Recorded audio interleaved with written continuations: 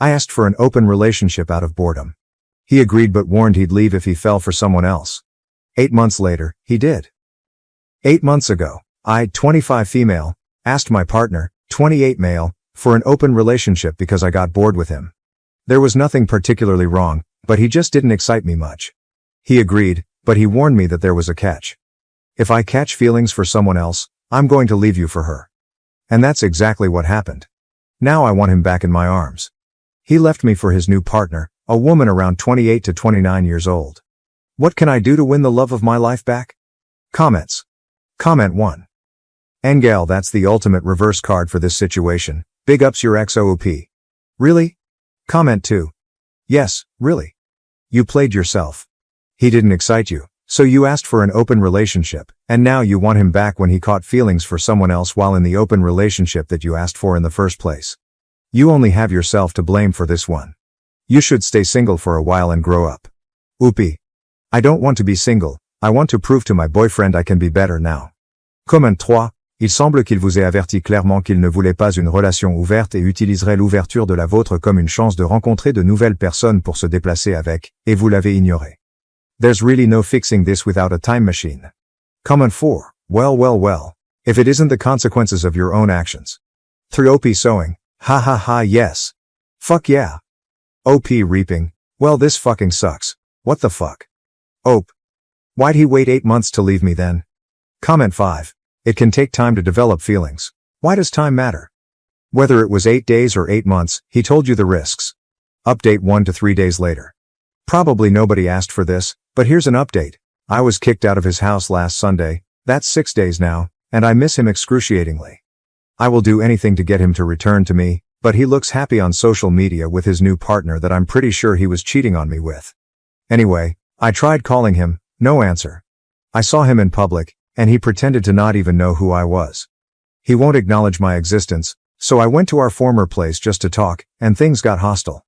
His new girlfriend hates me for some reason. I didn't even know her, and she proceeded to try and attack me, while he tried to split us up and get me out the door. When he had his back turned, she maced me. And now he's trying to file a restraining order on me. What did I do wrong? She attacked me and pepper sprayed me. How can I convince him he's dating a psychopath? Comments. Comment 1. Correction. He was dating a psycho LOL. Leave that man alone. Learn from your fuck up and do better next time. Oop. Referring to me? Deleted. Duh. Mishi162. You brought this all on yourself. He didn't cheat on you, you asked for an open relationship. This is the result. He dumped you for someone that loves and respects him. The only course of action you have open to you now is to walk away and get therapy. OP, I'm in therapy already. Deleted. You need to find a better therapist cause this one's not working. Update 2. This will probably be the last update. The restraining order has been filed, and I am not allowed within 100 feet of my ex Harry and his new girlfriend Jess. I'm planning to move back to my home in Arizona and start over. They're happy, and I just want to find peace with myself. Thanks for everyone's advice and opinions. Yes, I was already in therapy, and I am still in therapy. Please, anyone my age or younger, listen to my advice. TikTok is not cool. Please delete it, it's done me nothing but harm, and other people's stupidity can really poison your minds. I'm living proof. Thank you, take care. Comments. Comment 1. To recap. You wanted an open relationship, he said yes, but told you if he felt a connection with someone else, then he would do the right thing and break off your relationship rather than have an emotional affair. You agreed he felt a connection with someone and realized you're insane. He was upfront with you that he wanted to end things you blame, wanting the open relationship on your ADHD because you were bored. You then try to claim he cheated when you're the one that wanted the open relationship. You went to his house to start a fight when you wouldn't leave their place. She rightfully maced you to make you leave. You call her a psycho even though you're the one that harassed them constantly. You think he was wrong for getting a restraining order against you even though you're the aggressor. You're now blaming TikTok for your actions. Did that sum it all up? Comment 2. This all started because TikTok told you to open your relationship? Honestly, though, I hope you're able to build yourself a solid mental foundation before falling into another relationship. Deleted. She would not have even seen anything on it if she herself was not actively searching for info about open relationships. The idea was already in her mind before evil TikTok sent her all those supposed brainwashing videos on open relationships. I use TikTok and I have never seen one open relationship video pop up on me. I see plenty of makeup, fitness, paranormal, metaphysical, and wedding ideas, which is because the algorithms picked up on my interests. Anyone that is that impressionable in their late 20s, that would use TikTok for their life's most important choices is someone whose maturity is quite stunted and probably should not be on the internet. I hate this, 27 degrees Fahrenheit, still suffering 2 years later. 2 years later, it's been 2 years. I've tried to stay offline and live life, but my ex and his now wife find new ways to live in my head rent-free. I wanted an open relationship, so what? You don't just string me along for 8 months, get some new girl who you met through me, and then marry her. This isn't fair. She's living in my home, with something that should be my husband, and he's been renewing the restraining order ever since it first expired, and I know he's gonna keep doing it because, for reasons beyond my knowledge, the man hates me. FML comments. Comment 1. Was he visibly happy when you wanted to open up the relationship? If he wasn't, you were making plans to date whilst he was making plans for his future and his dignity. Comment 2. Eh bien, je peux vous dire les raisons. You wanted an open relationship, he didn't. He said if you insisted, and he got feelings for someone, he would dump you. He fell in love. You got dumped. You then harassed him and his new girlfriend by showing up at their apartment to talk. You consider her yelling at you to hurry up as inciting a physical fight which ended in your being rightfully maced. You are delusional and a threat. That's why he hates you. That's why he renewed the restraining order. You need serious professional help, and you won't find it on Reddit. My boyfriend deleted my Sims saves from 2017 out of jealousy, smashed the backup USB as I begged him to stop. I broke up with him.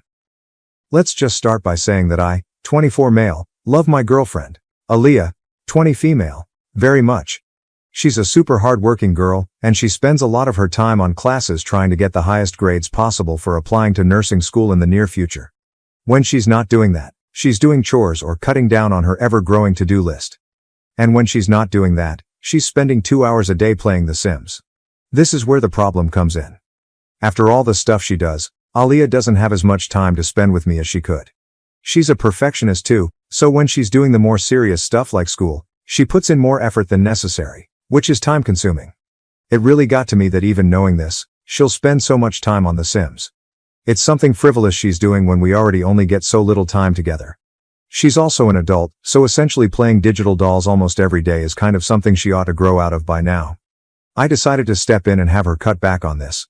I obviously didn't delete the whole game, but I figured deleting the little save files she was working on would deter her from spending so much time on it. That decision backfired tremendously. When she logged onto her game, she thought there was some glitch going on and kept restarting it until I explained to her that I removed the saves. She absolutely flipped out on me, saying she'd been playing in that save file since like 2017, and I had ruined years of game progress. Sims isn't even a goal-oriented game? I told her she was overreacting because she still has the game, and she could just remake her same little characters if it mattered so much, but it doesn't need to, and maybe now she can focus on more adult interests, like loved ones. Basically, she left immediately, saying she was so stupid to leave her gaming laptop at my place, and now she won't answer my calls. I know that this is a total overreaction, but I started to feel a little bad once I realized it may not be as easy to redo her characters as I initially thought. So, ATA for deleting my girlfriend's Sim saves?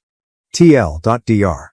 My girlfriend is obsessed with The Sims, so to deter her from playing it so much, I deleted her save files. She blew up at me. ATA? The next day. Did you really think I wouldn't find this post? Did you really think I wouldn't see how you've been talking about me? I shudder to think what you've said and what you deleted. Why don't you tell them the real story?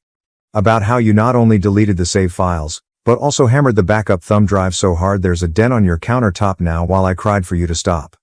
Why don't you tell them about how you tag along to my SI group after bio because you don't want me to be out of your sight?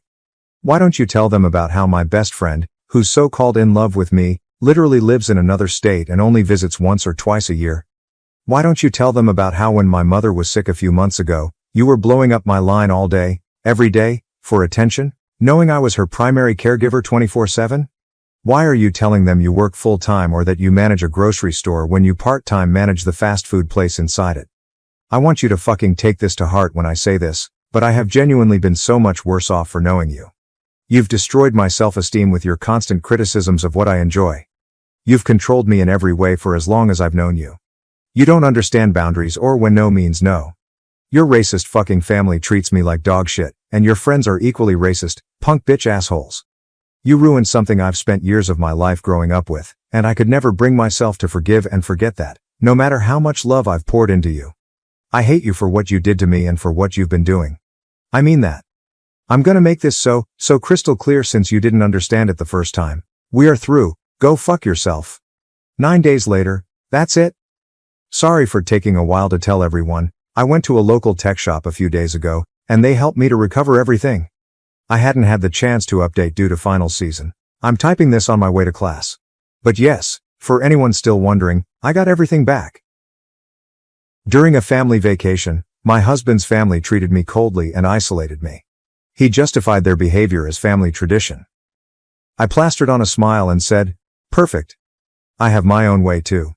The next morning, all hell broke loose. They found out what I'd done. In looking back, the signs were always there. The casual digs, the dismissive glances, the way I was always treated as an afterthought in my own marriage. But I ignored them. I loved my husband, Mark. I kept telling myself that if I just kept trying, if I was patient enough, things would change. They didn't. Instead, I ended up on this family vacation in Hilton Head, South Carolina, supposed to be fun and relaxing, but it turned into something else entirely. Something I'll never forget. We'd just arrived at the resort. Picture perfect, you know? White sand, palm trees, the sound of the waves. I was actually excited. I hoped, maybe naively, that this trip would be different. That my in-laws, Richard and Susan, would finally warm up to me. That we'd sit together, laugh, actually bond as a family. I was wrong. That first night, we went to a nice restaurant. The waiter led us to a long table set for our group. Just as I was about to sit next to Mark, Richard piped up. Oh, there must be some mistake, he said, shaking his head. She'll need her own table. I blinked, thinking I'd misheard. Excuse me? Susan didn't even look up from her menu. It's just how we do things. I looked at Mark, waiting for him to say something, to tell them how ridiculous this was. That I was his wife, not some random stranger. Instead, he just sighed and shrugged. It's just their way, he muttered. Their way. So, I sat at my own table. Alone. I should have walked out right then and there. But I didn't. I told myself it was just a weird tradition, a one-time thing. It wasn't. The next morning, I got up early to go to breakfast with my family. I headed down to the hotel restaurant, expecting to see them waiting. They weren't. I texted Mark. No response. I wandered around for nearly half an hour before finding them already sat at a large table, halfway through their meal, laughing and chatting as if nothing was wrong. As if I didn't exist? I walked up, completely puzzled. Why didn't you tell me you were coming down? Richard barely glanced up. We assumed you'd figure it out. Susan sipped her coffee. It's just how we do things. I looked at Mark. He was already eating, acting like everything was perfectly normal. That's when it hit me. I wasn't part of their family. I never had been. And Mark. He wasn't on my side. The rest of the trip followed the same depressing pattern. Every meal, I ate alone. Every group activity, they casually forgot to invite me. They went on a private boat cruise, which I learned about from their damn Instagram. They did a formal wine tasting, I only realized when I walked past them in the foyer, all dressed up and heading out the door. I asked Mark about it later. You could have texted me, I said, trying to keep my voice even. He just groaned again, as if I were the one being difficult. It's just their way. That was the only answer he ever gave me. By the fourth day, I'd had it.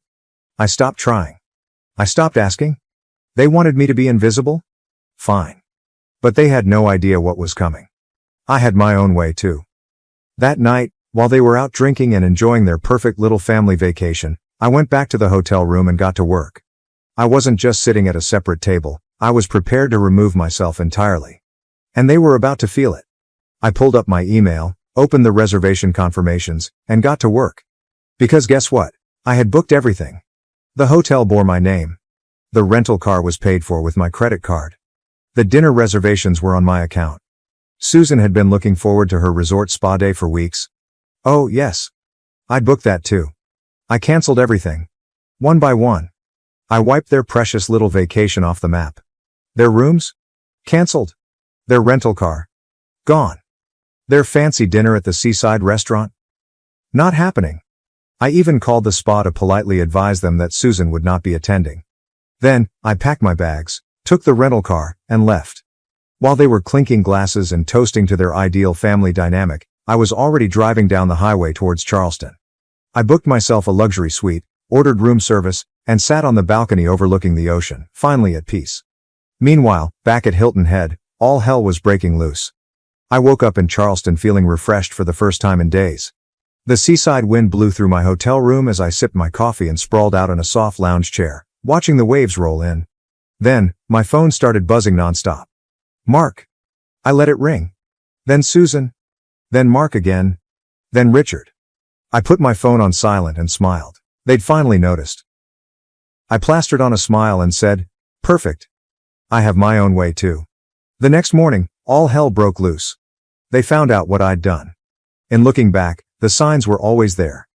The casual digs, the dismissive glances, the way I was always treated as an afterthought in my own marriage. But I ignored them. I loved my husband, Mark. I kept telling myself that if I just kept trying, if I was patient enough, things would change. They didn't. Instead, I ended up on this family vacation in Hilton Head, South Carolina, supposed to be fun and relaxing, but it turned into something else entirely. Something I'll never forget. We'd just arrived at the resort. Picture perfect, you know? White sand, palm trees, the sound of the waves. I was actually excited. I hoped, maybe naively, that this trip would be different. That my in-laws, Richard and Susan, would finally warm up to me. That we'd sit together, laugh, actually bond as a family. I was wrong. That first night, we went to a nice restaurant. The waiter led us to a long table set for our group.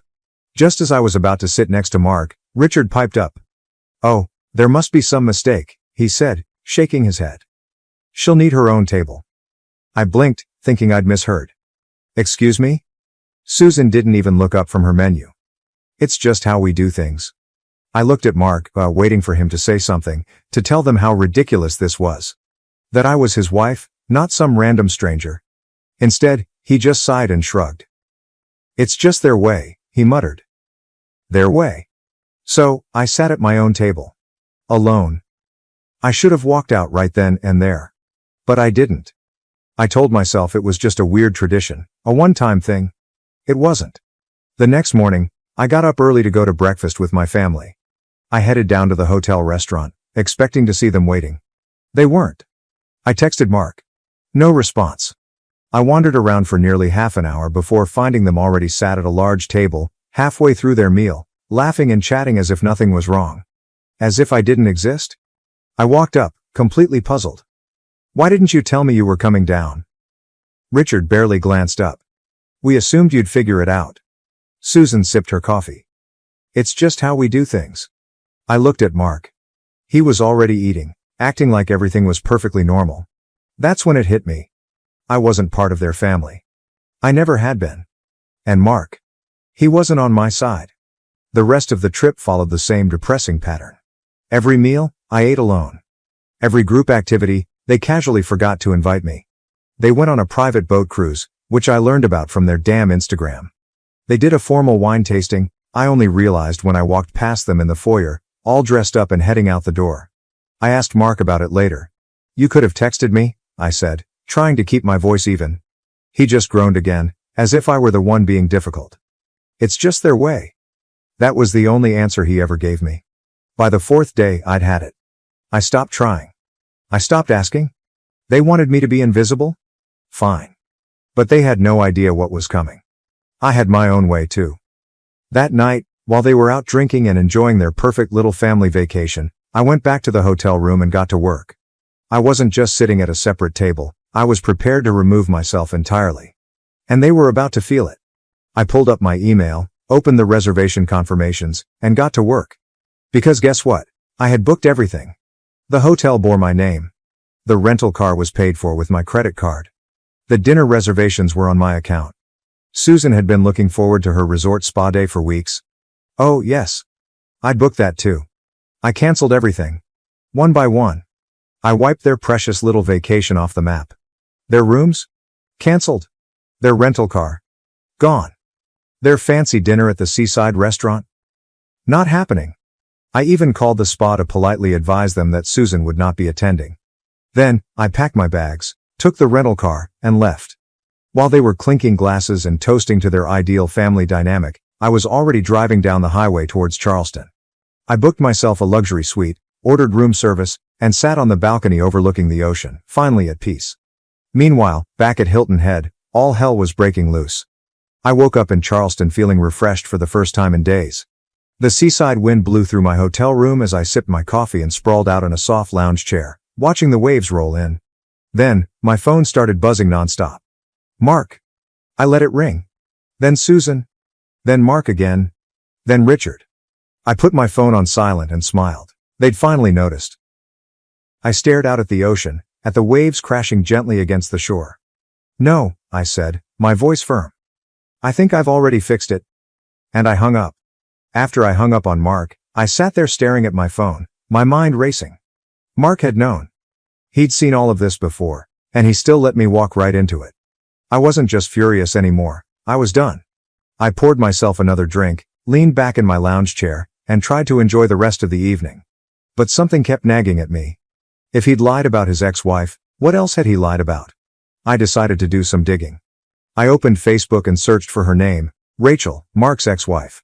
I had never thought to look her up before, but now I needed answers.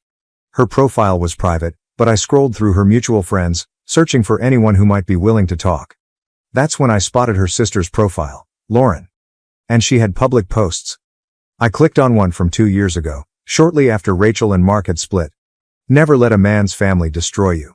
Never let them convince you that you're less than you are. My sister deserved better. We all tried to warn her, never again. My stomach lurched. I scrolled further and found an old comment from Sarah, Mark's cousin, the same one who had messaged me. I wish she'd listen to us. At least she's free now. Listen to them. I sat there, my heart pounding. I didn't know what to do. I could message Lauren. I could ask her what really happened, but was I ready to hear it? I stared at the screen for a long time. Then finally, I took a deep breath and typed.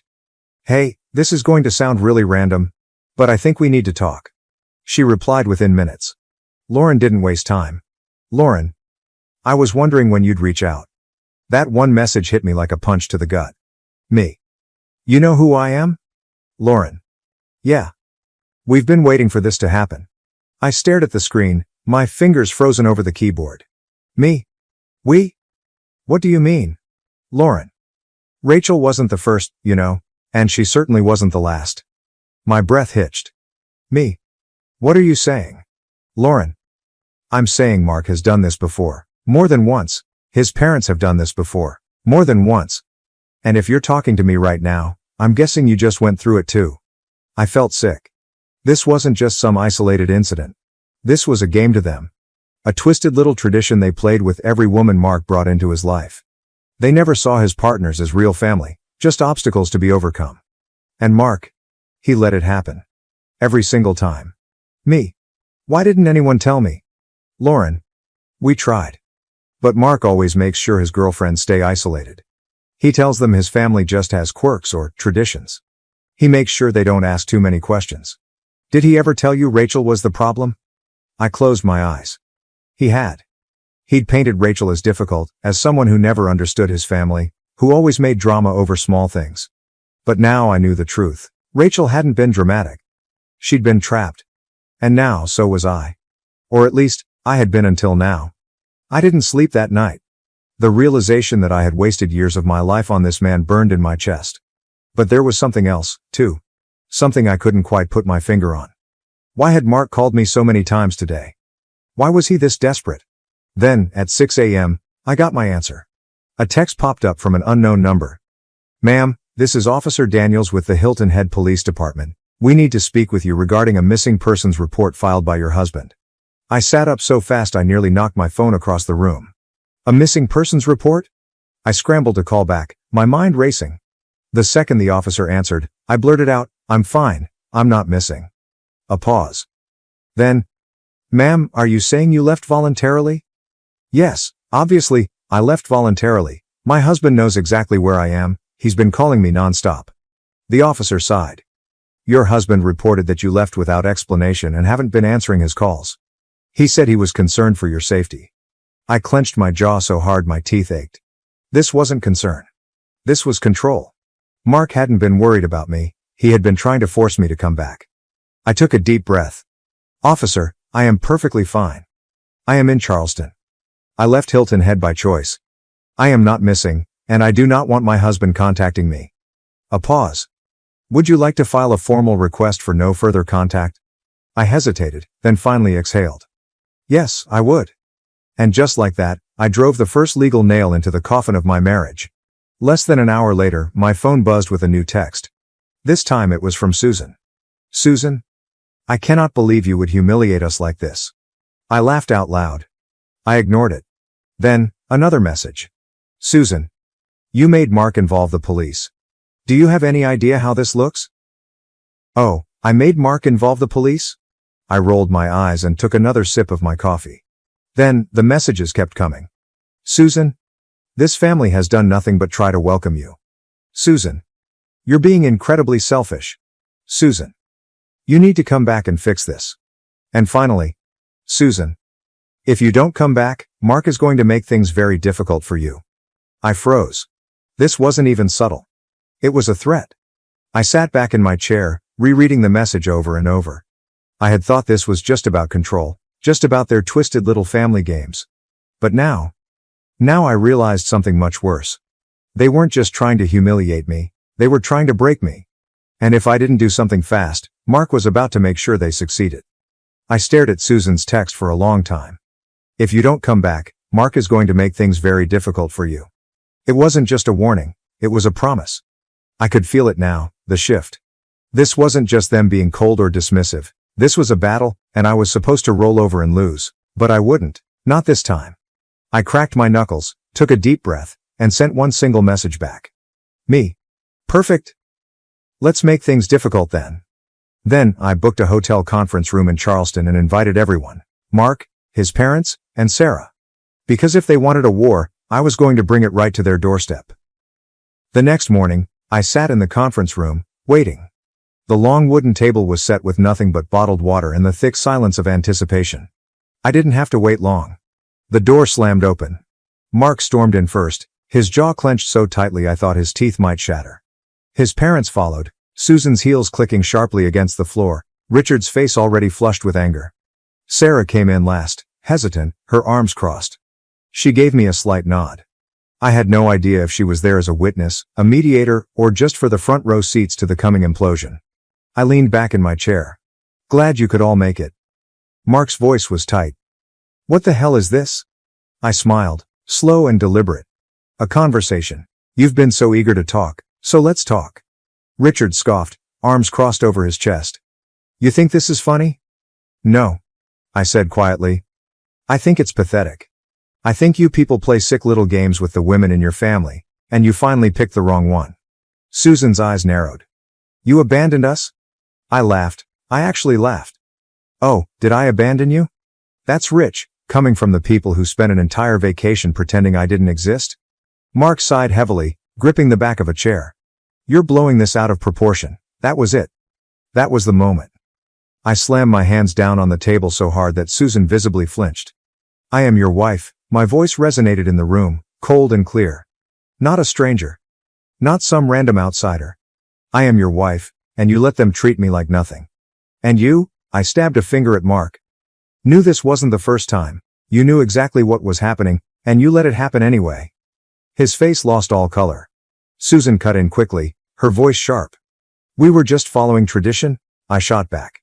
It's not tradition, it's control. It's a test, and you fail every woman who walks into this family. Mark shook his head. You're overreacting. I grabbed my phone, pulled up the text from Lauren, and threw it onto the table in front of him.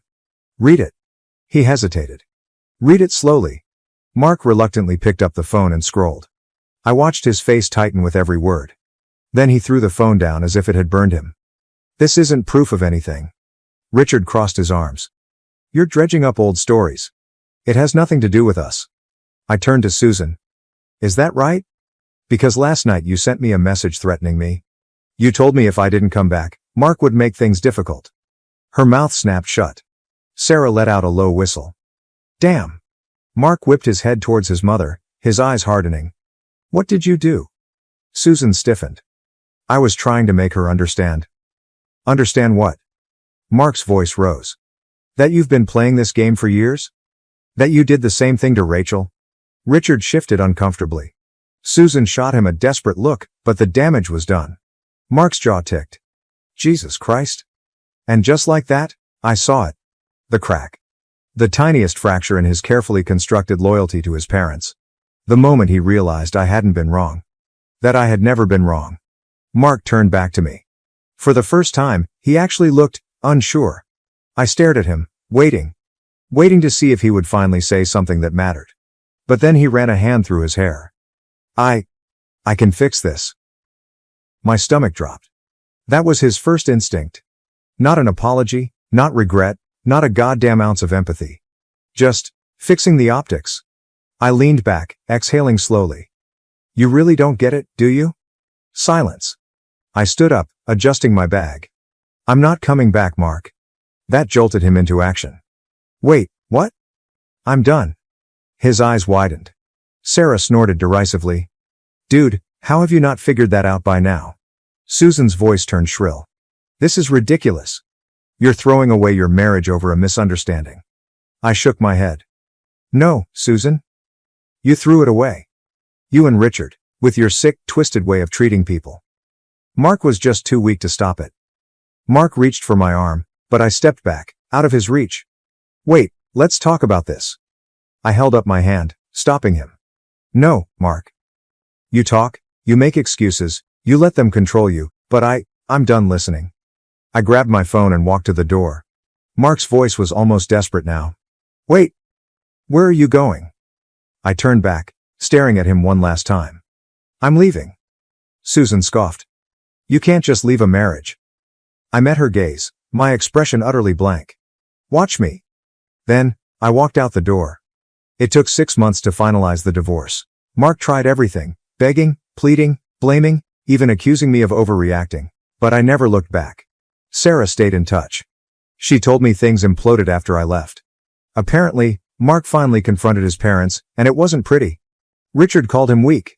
Susan cried, saying I had brainwashed him. For the first time, Mark saw them for who they truly were. It didn't change anything for me. I was already gone. I moved back to Charleston permanently. I found a new apartment, reconnected with old friends, and started rebuilding my life. One night, months later, I got a text from an unknown number. Mark. I see it now. I'm sorry. I stared at it for a long time. Then, with a deep breath that felt like releasing years of pent-up tension, I deleted it. Because, for the first time in what felt like forever, I was free. My wife declared, "Plenty of men want me," so I walked away, giving her the freedom to pursue what she believed was better for her. In the midst of an argument, my wife stated, "Plenty of men want me." So I left her to those men to handle. I never expected it to go down like this. It all started with a dumb quarrel, one of those minor, daily things that you forget about later but seem like the world is ending when they happen. She'd been onto me about something small, as usual, something about not putting out the garbage on time or perhaps not answering her phone soon enough when she was out with her pals. It was no big thing. Except she'd been carrying a lot of frustration lately, and I was the only one around to vent it on. That is when she said it. Plenty of men would want me. She spat the words out, her eyes narrowing as she looked at me, challenging me to respond. The words hung there, weighty and piercing, more cutting than anything she'd spoken previously. We'd been through tough times before, certainly, but nothing had ever made me feel quite this way. It wasn't the first time we'd battled about something minor, but this seemed different. I wasn't prepared for the rage that erupted in my chest. Perhaps it was because, in the midst of the dispute, I understood she meant it. She wasn't just saying things to hurt me, there was truth behind them. A fact I could no longer ignore. The truth ached. She was not the same lady I had married. I don't care about those men, I replied, trying to keep my voice steady. But it broke. I wasn't sure if I was angry or embarrassed about how I handled it. I was tired, mentally fatigued from attempting to cling onto something that seemed to be slipping away. But I wasn't sure how to stop it. The tension in the room grew. My heart began hammering in my chest, like if it were trying to escape. I could feel my pulse in my throat, fingers, and all over my body. I wasn't sure how to calm down. I didn't know how to convince her that I was doing my best. I was trying to be there for her. But nothing was ever sufficient. She did not back down either. In fact, she appeared almost pleased, as if she had won something I hadn't realized I was playing for. "Oh, I know you don't care. But you should. Maybe you'd actually start doing something right for once if you did," she told me. Her comments were chilly, yet with a hint of something deeper behind them. Something I couldn't quite identify. Resentment? Regret? A sense of accomplishment, as if she had finally found the way to break me. I wanted to say something, but my throat tightened suddenly. I wasn't sure if I was trying to save the person I believed I was fighting for or the notion of her. The one I'd been clinging onto for years. The person I thought I knew. She looked away, arms folded, her countenance unreadable. I could feel the distance between us increasing. Not simply in the gap between our bodies, but also in the way she began to stare at me. Her eyes did not soften when they met mine. Like I was no longer the person she cared about. I wanted to shout. To proclaim that I did not deserve this. That I'd been nothing but patient. Nothing except the present. Nothing but here for her. And she didn't notice it. But what good would it do? She was already checked out. I could see it in the way she carried herself, the way she avoided eye contact. It seemed as if she'd already decided. I felt little. Perhaps she was right. Maybe there were plenty more men out there who wanted her and could provide what I couldn't. But I was not going to be the one begging for morsels of affection. So I left. It was not dramatic. There were no slam doors, yelling battles, or emotional goodbyes. I did not even pack a bag. I grabbed my jacket, slung it over my shoulders, and stepped out the door. Perhaps I should have felt more angry, sad, or confused. But all I felt was this strange, numb sensation of clarity. This was not working. She was not working. I wasn't working for her anymore. I wasn't sure where I was headed. I just couldn't stay there. Not now. Not after what she had said. It isn't like I hadn't considered leaving before. But this time, it felt different. This time, there was no going back. I didn't visit a friend's residence. I didn't call anyone to inform them what occurred. I simply drove. The kilometers passing felt like the world was dragging me away from everything. Away from the mess I'd gotten myself into. The silence in the automobile was like a shield. The only sounds were the hum of the tires on the road and the rhythm of my pulse. I ended up at a bar. Alone. It wasn't a classy establishment, but rather a rundown dive with the odor of old beer and fried food. But I didn't care. I ordered a drink, leaned against the counter, and felt the wine burn down my throat, as if it was washing everything away. It was the first time in months that I felt something, anything. The bartender gave me a knowing look. But I didn't care. I did not want anyone to know. I did not wish to explain. Then the door opened. Someone walked in. They grabbed my eye, just a fleeting glance, but I noticed how they stared at me. Not like a broken man. Not like someone who has recently left his wife, but maybe someone they could chat to? Perhaps there is someone they can be around. I did not know. And I didn't care. I knew they didn't see me in the same way she did, and for once, it seemed like it was all I needed. But I was not prepared to make any judgments. Not yet. The night was still early. I just kept drinking, letting the hours pass, feeling a strange sense of liberation develop within me. And then, I heard her name. A voice sounded from behind me. She said she'd leave you? I glanced around expecting to see someone I know. But the man speaking was unfamiliar. Nonetheless, his comments wounded deeply. What the hell? I turned slowly, trying to figure out why this stranger's comments felt like a punch in the gut. He was seated a few stools down, nursing his own drink, his gaze occasionally traveling to mine as he spoke. She said she'd leave you, he continued, more casually this time, as if we were already having the conversation. My heart stutters. My mind raced to catch up and grasp what this guy was expressing. Was he speaking about my wife? How in the hell did he know? Had she told anyone? Had she been informing others? I wasn't sure what to say. I just gazed at him, trying to decide if I should stand up and leave or ask him to elaborate. Who the hell are you? I finally managed to speak, though the words came out colder than I wanted. I was not searching for a confrontation, but I couldn't control myself. This guy knew something, and it made my stomach turn. He smirked, as if he had been waiting for this moment. But instead of providing an explanation, he simply shrugged, as if the solution were obvious. She didn't think you'd leave, he explained. Thought you'd just hang around, put up with whatever she threw at you. My mind was whirling. He had the audacity to talk about my life as if he knew everything. What did he know? What had she told him? I grasped the edge of the bar to keep myself stable. But there was an uncomfortable sensation crawling up my spine. "Why are you telling me this?" I inquired, my voice a little more calm now, but the anxiety was setting in. My fingers remained tight over my glass, as if it were necessary to keep me grounded. He took a slow sip from his drink and continued to act as if we were having a normal chat. As if he were some sort of confidant. Or something else. He did not appear to be uncomfortable. "She came in here a few weeks ago," stated the worker. "With someone else." I froze. My mind immediately flashed back to every time I had doubted her faithfulness. Every tiny adjustment in her behavior. Every unusual excuse. "What do you mean, with someone else?" I inquired, already anticipating the response. The man's eyes shifted to me, this time sharper. As if he knew he had my entire attention. "I mean, she came in here with another guy. They were really cozy. She didn't even notice me watching. Guess she thought I was just another regular at the bar." I felt nauseous. I'd never had any tangible evidence of her unfaithfulness before. But hearing that from a stranger, someone who appeared so certain, felt like a brick slamming into my chest. I wanted to yell. At him. To demand information. To get him to return it. But I could not find the words. Instead, I found myself leaning forward, my elbows on the bar, as if being closer would make everything seem less real. "You're sure?" My voice was lower and almost pleading. I hated myself for asking, but I couldn't resist. I needed to know. The man leaned back and wiped his mouth with the back of his hand. "Oh yeah." She was laughing, touching his arm, getting pretty close. She didn't even care who saw. I could feel my heartbeat in my ears, loud and quick.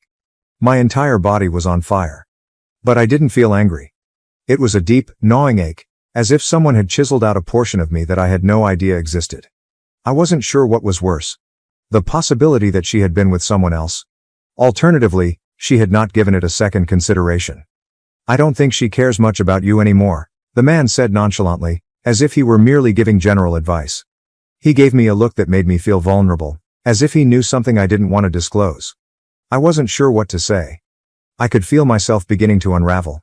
Piece by piece. Everything she had stated? The things I had disregarded or attributed to stress or something else. Was it all leading up to this? Was this the moment when everything I thought I knew about my life, my relationship, fell apart? I gazed at the man, hoping for a response, some kind of closure. But he wasn't offering anything else. He drank his drink, looked aside, and signaled for another. As if this wasn't a significant issue to him. I wanted to shout. But I did not. I left. I scarcely noticed the stroll to my car. The frigid air pierced through me. The engine hums as it starts up. It seemed like everything had changed in an instant. Like the world was no longer a place where I could simply glide along thinking everything was all right. As I traveled into the night, my mind was racing with ideas and possibilities. I wasn't sure where I was headed anymore. I wasn't sure if I was escaping from her, or simply attempting to escape the sense of betrayal that had settled into my bones. I eventually pulled into a parking lot. One I did not recognize. The silence of the night surrounded me. The only sound was the gentle hum of the car's engine. I looked out the window, attempting to make sense of what had just occurred. But something else was nagging at me now. Something I didn't consider in the excitement of the moment. What if I wasn't the only person who had left? What if she were waiting for me to leave, so she could finally make her own decisions? I wasn't certain I wanted to find out. But I knew I needed to.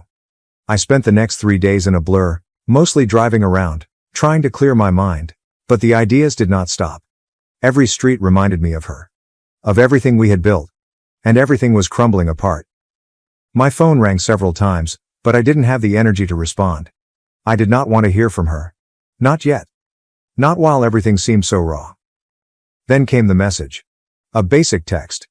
Nevertheless, it felt like a bomb exploded in my lap. "We need to talk." I looked at the text on the screen. My hand shook slightly as I read them repeatedly. I wasn't sure what she would say. But I could feel the tempest brewing inside me again. I did not want to chat. Not yet. Not while things remained so ambiguous. But I could not ignore it. I needed to know where we stood. I responded simply. "I will be there." When I arrived at the residence, it was really silent. The front door was slightly ajar. The silence inside felt almost ominous. It was too vacant. Too still. She sat at the kitchen table with her hands folded together. She seemed smaller than I remembered. When she saw me, her eyes were a jumble of things. Guilt, perhaps. Or fear. I could not tell. There was also something else there. Something I couldn't quite identify. She didn't look at me the same way she had previously. Not the way I was used to seeing her. Her glance was not warm, no connection. I didn't know where else to start, she explained, breaking the stillness. Her voice was soft yet steady. I owe you an explanation. I swallowed the lump in my throat. It felt thick. You owe me more than that. The words came out sharper than I intended. But I didn't care. I needed answers. I wanted something to make sense of this chaos. She did not respond to the severity of my tone. Instead, she groaned and looked down at her hands. I never meant for things to get this bad. But things weren't right, were they? I didn't know how to fix it, and maybe I wasn't even trying anymore. I simply stared at her, my thoughts reeling. She was not even trying. That is what it boiled down to. I had overlooked all those subtle signs. All those occasions when I should have asked inquiries. I'd been too busy pretending that everything could be mended. That we could return to the way things used to be. She took a deep breath. For a brief moment, I thought she may cry. However, she didn't. Instead, she proceeded. I didn't want to hurt you. I thought if I pushed you far enough, you'd be the one to walk away. It would have been easier that way, right? But you didn't. You stuck around. And I kept pushing. And then, when I met someone else? She paused. I don't know. It felt like I was already done before it even started. My brain was spinning. Someone else. The word struck me harder than expected. It wasn't only the argument. Or her snarky remarks. It wasn't only that she appeared distant and frigid. She'd actually been with someone. What the hell are you talking about? I eventually choked out. My hands were clenched, but I was scarcely conscious of them. You think you can just go out and do whatever you want and I wouldn't notice? I didn't believe I was living in a fiction. But perhaps I was? Perhaps she was. She looked up at me, her eyes full of something, regret. I never wanted to hurt you, but I wasn't happy. I couldn't tell you that. I didn't know how. The silence stretched between us. A chasm that seemed impossible to cross. All these years. All of the moments we had shared. So here we were. Sitting in the kitchen. Strangers. I stood up abruptly, my chair scraping against the floor. So what now? You just expect me to walk back into this like nothing happened? I shook my head, my frustration finally spilling out. You think I just forget? That I let you shut me out like that and then come back? I'm sorry, she whispered. Her face wrinkled, but she did not respond. Instead, she looked away, as if she couldn't take the weight of my words. I stepped back and ran my hand through my hair. Attempting to think. Attempting to breathe. You were right about one thing, I told you. My voice was shaking now, even though I fought to keep it steady. I did leave. You wanted me to go? And I did. But not for the reasons you think. She blinked, a scowl forming on her forehead. What do you mean? I felt a rush of bitter laughter rise in my chest. But I did not let it out. Not yet. I left because I finally saw it. I saw that you don't see me anymore. I'm just someone you're stuck with. Someone who will always be here, no matter how much you push. You made me feel small. And then you decided it wasn't enough. So you found someone else. Her voice was scarcely audible now. It wasn't like that. It was a mistake. An error. I scoffed as the ache in my chest made it difficult to breathe. You don't just make a mistake like that. You make choices. You make decisions. And you chose him. The hush that followed was smothering. Neither of us knew what to say next, because the truth came out. It was in the air, heavy and obvious. She'd betrayed me. And I had to make a decision. Can I live with that? Could I even attempt to restore what we had? Or was it simply too far gone? I turned towards the door. My body felt weary. My heart was broken. But something inside me stood taller than it has in months. I can't do this anymore, I murmured quietly. I'm done. I walked out the door without saying another word. I did not glance back. And as I drove away, the weight on my chest gradually lifted, little by little. The route ahead was unclear. It was not easy. For the first time in a long while, I was making my own decision. And maybe, that was all I needed to do. I spent 2 years in prison for my sister, but upon release, my family coldly rejected me, treating me as worthless. Get out! Get out! Get out! Seamus was furious, grabbing my collar and attempting to haul me outside. Don't touch me. I forcefully shrugged off his grasp, forcing him to stumble and almost collapse. Smack! Melanie walked forward without saying anything and slapped me hard across the face. Jonathan, you're no longer the lobby manager making tens of thousands of dollars a month. You are no longer a valuable individual. Did you really expect us to put up with you? She yelled down the hallway. Security! Where is security? When the security guards heard this, they raced over. Melanie pointed at me and yelled at the security officers, "How can you allow anyone in here? Get this beggar out of here now." The chief of security approached Melanie and kindly said, "Ma'am, what is the problem?" Melanie pointed at me again. "This man is a penniless beggar attempting to scam a meal here. Get him out." The security chief stared at me coldly and said, "Sir, please leave." I normally kept a quiet profile, rarely revealing my role as hotel owner. Even though I lived and ate here, only high management knew who I was. When I saw the head of security trying to toss me out so rapidly, I fixed him with a harsh look and asked, "Is this how you handle situations? Don't you understand the hotel's policies? We should not judge anyone based on their appearance or offend any guest." The security chief's eyes flickered with apprehension.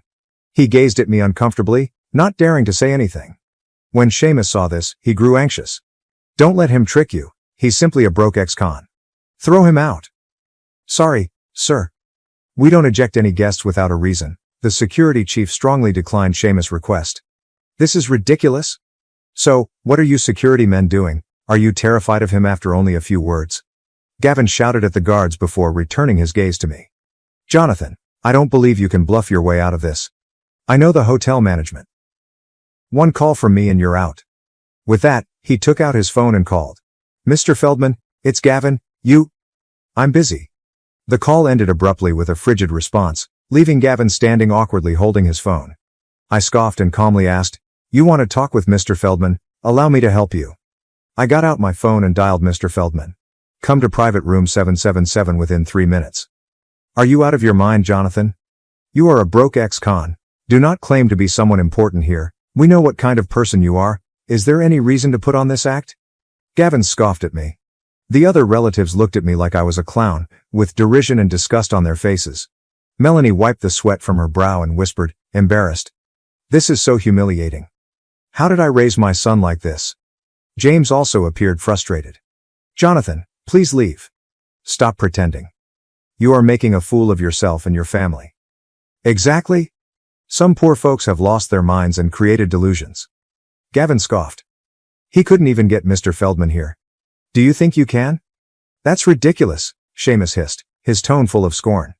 He glanced at me as if simply acknowledging my presence was beneath him. But, just as he finished speaking, a middle-aged woman in a suit appeared by our side. I took the fall for my sister and served 2 years in prison. But when I got out, my sister and brother-in-law were concerned that I would compete for the property and assist my parents in attempting to push me out of the house. 2 years ago, Joanna and Seamus were speeding and traveling in the wrong direction with my car when they collided and murdered someone. My folks approached me quickly. They claimed Joanna had a weak heart but had ultimately managed to marry. If she went to prison, not only would she lose her marriage, but her life may be jeopardized. They cried and asked me to accept the blame for her. They assured me that the entire family would handsomely reward me once I was out. I didn't do it for a reward. I did it because I loved my parents and genuinely cared for my sister. I made personal sacrifices for her, including going to prison, selling my car, depleting my money, losing my job, paying the compensation, and enduring all of the insults. But I never anticipated my heartfelt sacrifice to be met with such treachery and scorn. I do not comprehend. Isn't blood meant to be thicker than water? Why does family loyalty wane in the face of personal gain? Joanna's expression darkened with disdain when she heard my words. She responded, "I've already thanked you for taking the fall. What else do you want from me? This house is now in my name, and Seamus and I are expecting a kid in a few months. There isn't enough room. You have to relocate. We cannot afford to maintain an idler." In her opinion, 2 years in prison was barely worth one thank you. Asking for more made me appear unreasonable. Melanie interjected, "Nino, don't you understand? A man's fate is to marry and provide for his family rather than to rely on them. We hope to marry you off to a respectable woman and get some security. However, as an ex-convict, no one will want you. Letting you stay here is already something we're thinking about for nostalgic reasons." Seamus said, "Exactly. You've been in prison, so you'll remain impoverished indefinitely. If we let you stay, you'll drain us dry. he warned, his tone harsh. James extinguished his cigarette and replied coldly, "Jonathan, you've grown up now. It's time you recognize the value of giving to the family rather than making problems." Each of their words was like a sharp razor cutting my heart. Despite my intense disappointment, my eyes welled up. I stared at them and exclaimed, hoarsely, "No wonder you never paid me a visit during my 2 years in prison. I assumed you were just too busy to see me. But now I realize, you only regarded me as a moneymaker. You kicked me out without hesitation when I couldn't make money anymore." I cocked my head back, trying to keep back tears. Then I inquired, "So you're all determined to kick me out today?" "Yes," Seamus responded without hesitation. Melanie, Joanna, and James all appeared determined. Obviously, there was no space for negotiating. I saw no affection in their eyes. I nodded, my heart devastated. "Fine. As you wish. We're done starting today. And I hope you don't regret it." Finally, I saw them for what they were. These folks, who I longed for during my 2 years in prison, did not deserve my sacrifices.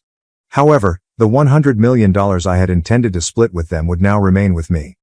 I walked out the door without saying anything else and did not glance back. Behind the door, I heard Seamus' furious roar. "You think too highly of yourself.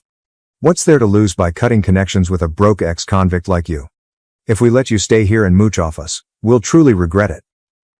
After leaving that callous home, I explored the streets alone for quite some time before finding a hotel to stay at. Lying on the bed, I gazed at the 9-figure number in my bank account, lost in thought. I used to believe I grew up in a pretty happy family. When I was having challenges at work, my father patiently comforted and guided me. When I worked late at the office, my mother would bring me my favorite supper. When it rained, my sister would come and pick me up at work. I felt like the family's most cherished young prince. I was always perplexed when I saw tales online about parents preferring daughters over sons. How can such families exist? How could they not love their sons? But now I understand that dreadful sensation of helplessness and disappointment. I realized I had always been a member of such a family. All of the love I'd felt was predicated on my usefulness to them. I was more of an investment. Their love was the price, and my money was the reward. As a result, the gifts of fate had always come at a hidden cost. They smiled warmly when I told them I could generate money while also providing a nice living for everyone. But now they saw me as an ex-convict who couldn't find work and had no money or value. Their love had evaporated entirely. Little did they know, this ex-con had $100 million in his account. I couldn't help but be a little excited, wondering how they'd react if the son they loathed the most reached the pinnacle of success one day. The next day, I checked into a hotel in the city center.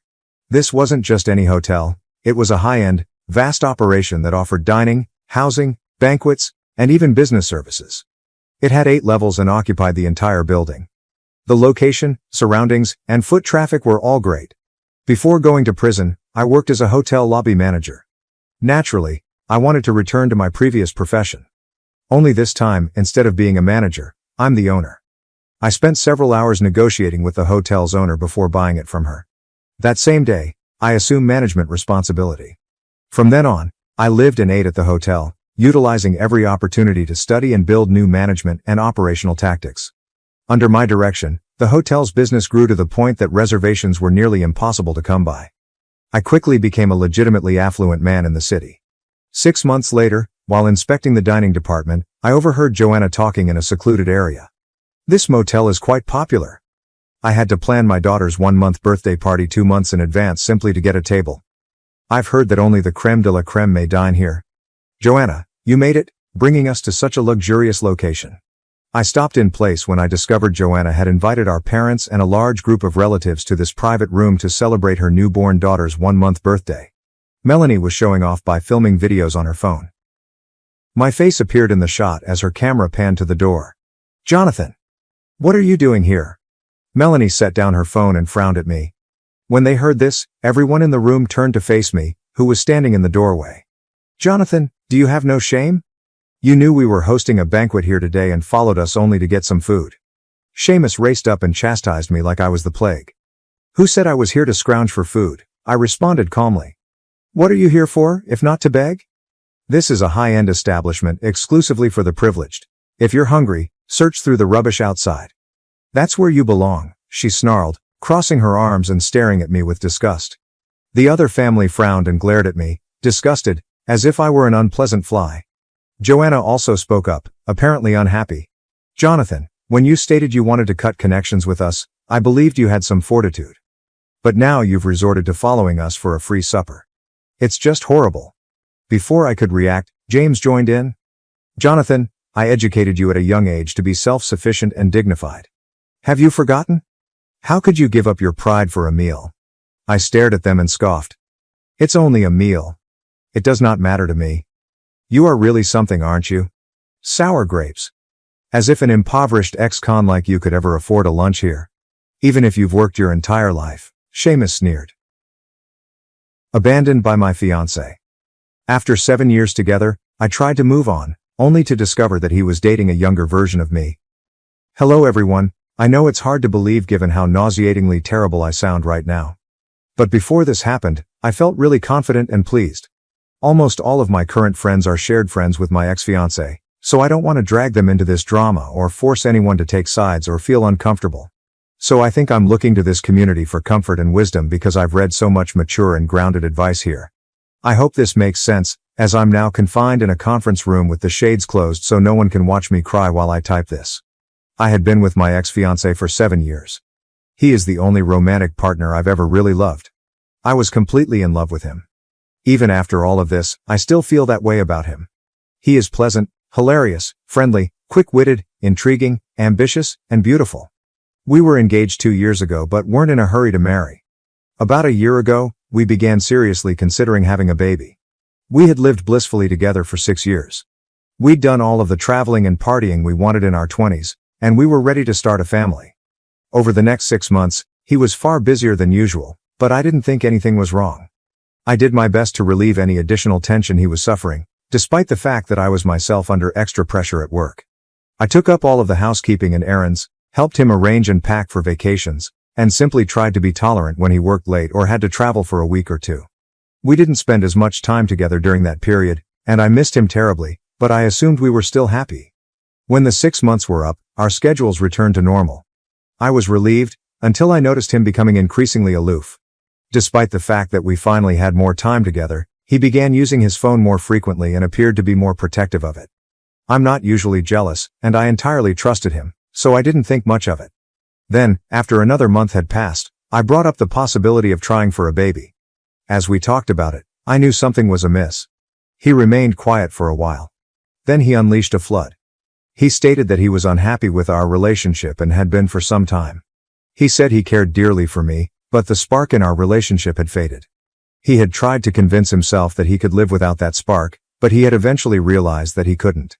He told me I had done nothing wrong and was, in fact, the ideal partner, but he couldn't get rid of the nagging feeling that I wasn't the right one for him. He claimed he didn't want to hurt me, but he couldn't subject himself to a lifetime of settling for someone who wasn't his dream girl, even though he had no idea if his dream lady existed. He apologized, but he couldn't live a lie anymore. I don't think I said anything when he was telling me this since I was so stunned and surprised. I just stood there, watching and listening, crying quietly. When he finished, all I could say was, "Okay, I'm sorry, I didn't know. Do you still love me?" He pondered for a moment before admitting that he still loved me but was no longer in love with me. We spent the entire night talking about his thoughts and our relationship until we were both weary and unable to cry. As the sun rose, he apologized again and suggested that he remain at a friend's apartment. So he packed some things and left. That was roughly 5 months ago. We never truly spoke in person again. His brother and best friend came over that weekend to get the rest of his belongings.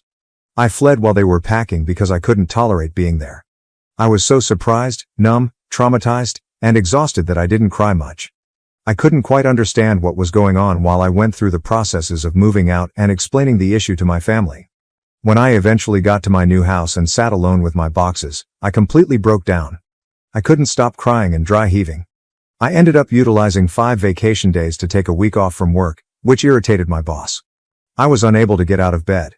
I scarcely ate, surviving on an old tub of peanut butter.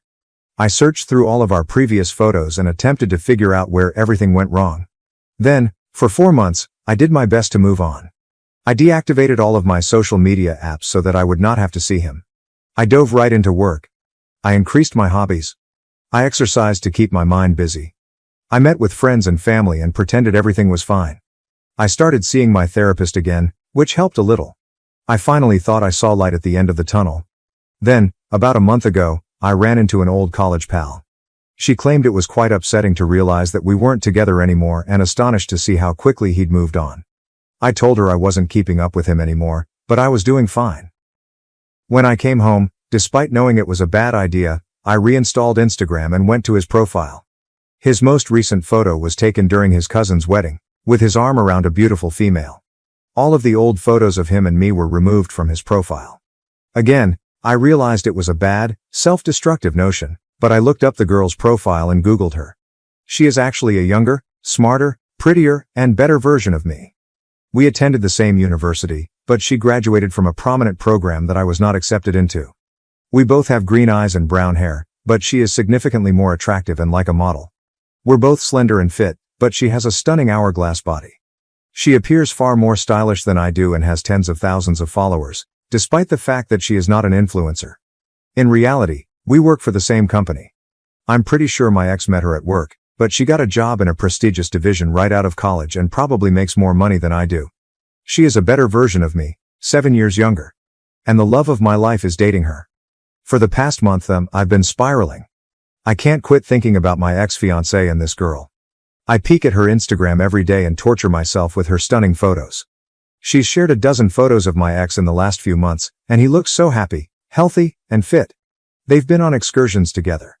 He has brought her to his hometown. He's even shared a picture of them with a sappy remark, which he never did when we were together. I have no evidence, and I doubt my ex would do this, but I now believe he was at least interested in her while we were still together. She joined the organization around a year ago. I'm so worried about running into them. I understand that my behavior is compulsive and masochistic. I've uninstalled Instagram and promised myself I'd never do it again, only to wake up the next day, reinstall the app, and repeat the process. My therapist has been trying to help, but I can't get over this. I'm locked in a mental loop of self-loathing and self-pity, a bizarre combination of tremendous melancholy and latent wrath. I feel very depressed, useless, used up, rejected, and suddenly very old. I understand that comparison is the thief of joy. I know I'm still young enough to move on. I understand that social media is a highlight reel, and their relationship may not be ideal. I know this girl hasn't done anything wrong to me. I understand that my ex deserves to find his perfect girl. But none of this takes away from the reality that I expected to be pregnant with the love of my life by this time of year. Instead, I am alone, and he has found someone better. If you've had a similar experience, please offer your advice or sympathize with me. I do not know. I feel so worthless and alone. Update. Hello again, guys. It's been 3 months since I wrote about my inability to move on from my 7-year relationship with my ex-fiancée. While I wince at the thought of how terrible I was when I wrote that post, crying alone in that conference room, I was astounded by the sensitive, mature, and useful advice I received from users of this subreddit. These last few months have been an absolute roller coaster, and I felt I owed this subreddit an update after how much comfort and counsel you all provided me during some of my worst days. I don't think things would have turned out quite as well if I had continued to bottle up my repressed emotions and isolate myself. So I'm grateful to everyone who left comments and messaged me. Thank you very much. So this is what occurred. As several of you suggested, I blocked my ex-fiancé and his girlfriend on Instagram the same night I wrote that post. I believe that verbalizing how obsessive and masochistic my behavior was, rather than keeping it all inside, and finally feeling validated in my emotional reactions after reading your supportive comments, rather than feeling alone and crazy, triggered something in my brain. I vowed to break out of that self-destructive cycle, to stop tormenting myself with their gorgeous photographs, and to restore some sense of self-worth. It was a huge relief not to be constantly drawn to their new photos. Instead, I gave myself some time to recover rather than scratching at the scab every day. That weekend, I resolved to reconnect with my family and friends and stop acting that I was handling the breakup perfectly. They were tremendously compassionate, but also surprised that I had been able to conceal my terrible emotions so well. It seemed like I had instantaneously rebuilt my support network. I had no idea how emotionally isolated I'd gotten until I was able to be honest and open with the people in my life. I continued to avoid talking to friends who were shared friends with my ex because I didn't want to put anyone in an embarrassing situation. But I was able to reconnect with a couple of my other friends, and I took the initiative to finally organize some fun activities. Getting out of the house to enjoy breakfasts, hikes, and shows with my friends in recent months has been really beneficial to my mental health. Even though I am an introvert, simply being in various surroundings and focusing on people other than my ex was beneficial. I also chose to try another therapist based on your ideas. My initial therapist was fairly helpful, but considering that he was in his late 50s, I felt he couldn't relate to some of the complexities in my concerns. So there was a bit of a generational difference. My new therapist is extremely compatible with me and immediately comprehended the complexities of my issues. She has been quite helpful in addressing the underlying causes of my concerns, and she has been able to validate and examine my emotions in a much more intimate manner. If you're having trouble finding a therapist who is a good fit for you, I strongly advise you to look around. Therapy is definitely not one size fits all. Another frequent suggestion from you was to locate another employment away from my ex-fiancé and his girlfriend. I didn't think it was possible because the job market in my field isn't fantastic right now. However, I began aggressively looking for other opportunities. I updated my resume, filled out a few applications, and, surprisingly, got an interview. Then, unexpectedly, someone in my division above me left to work for a competitor. The senior managers wanted to fill his position fast, so they went with an internal hire. After 5 or 6 rounds of interviews, God, I loathe them, I was hired. I am quite pleased for this promotion. Not only is the salary significantly higher, but the hours are more consistent as well. It's crazy, I feel like my life's momentum has flipped so suddenly. And I've finally got an office. It's small, but I truly like it. The only drawback was that this promotion required me to remain working in the same building, albeit a very large one, as my ex. I ran into my ex as I was leaving work before Christmas, which was something I had been dreading. We exchanged some niceties, and he admired my new haircut. I thanked him, wished him well, and said that I needed to hurry to catch the next train. I wish I could say I was calm and collected, but I was so scared to meet him again after 6 months that I practically shook. On the way home, I relaxed and realized, hey, that wasn't so bad. He looked good, but I didn't get any feelings of grief or yearning. I largely felt uneasy, as if we had become strangers again. I didn't feel the customary want to stalk his Instagram and was really relieved to discover that he was doing well, especially because I'd cared for him for so many years. I felt like I was finally moving forward. The next morning, I awoke to a dozen messages from my ex-fiancé. They started at roughly 2 a.m. These were slightly nonsensical in times, so I'm guessing he was a little inebriated when he sent them.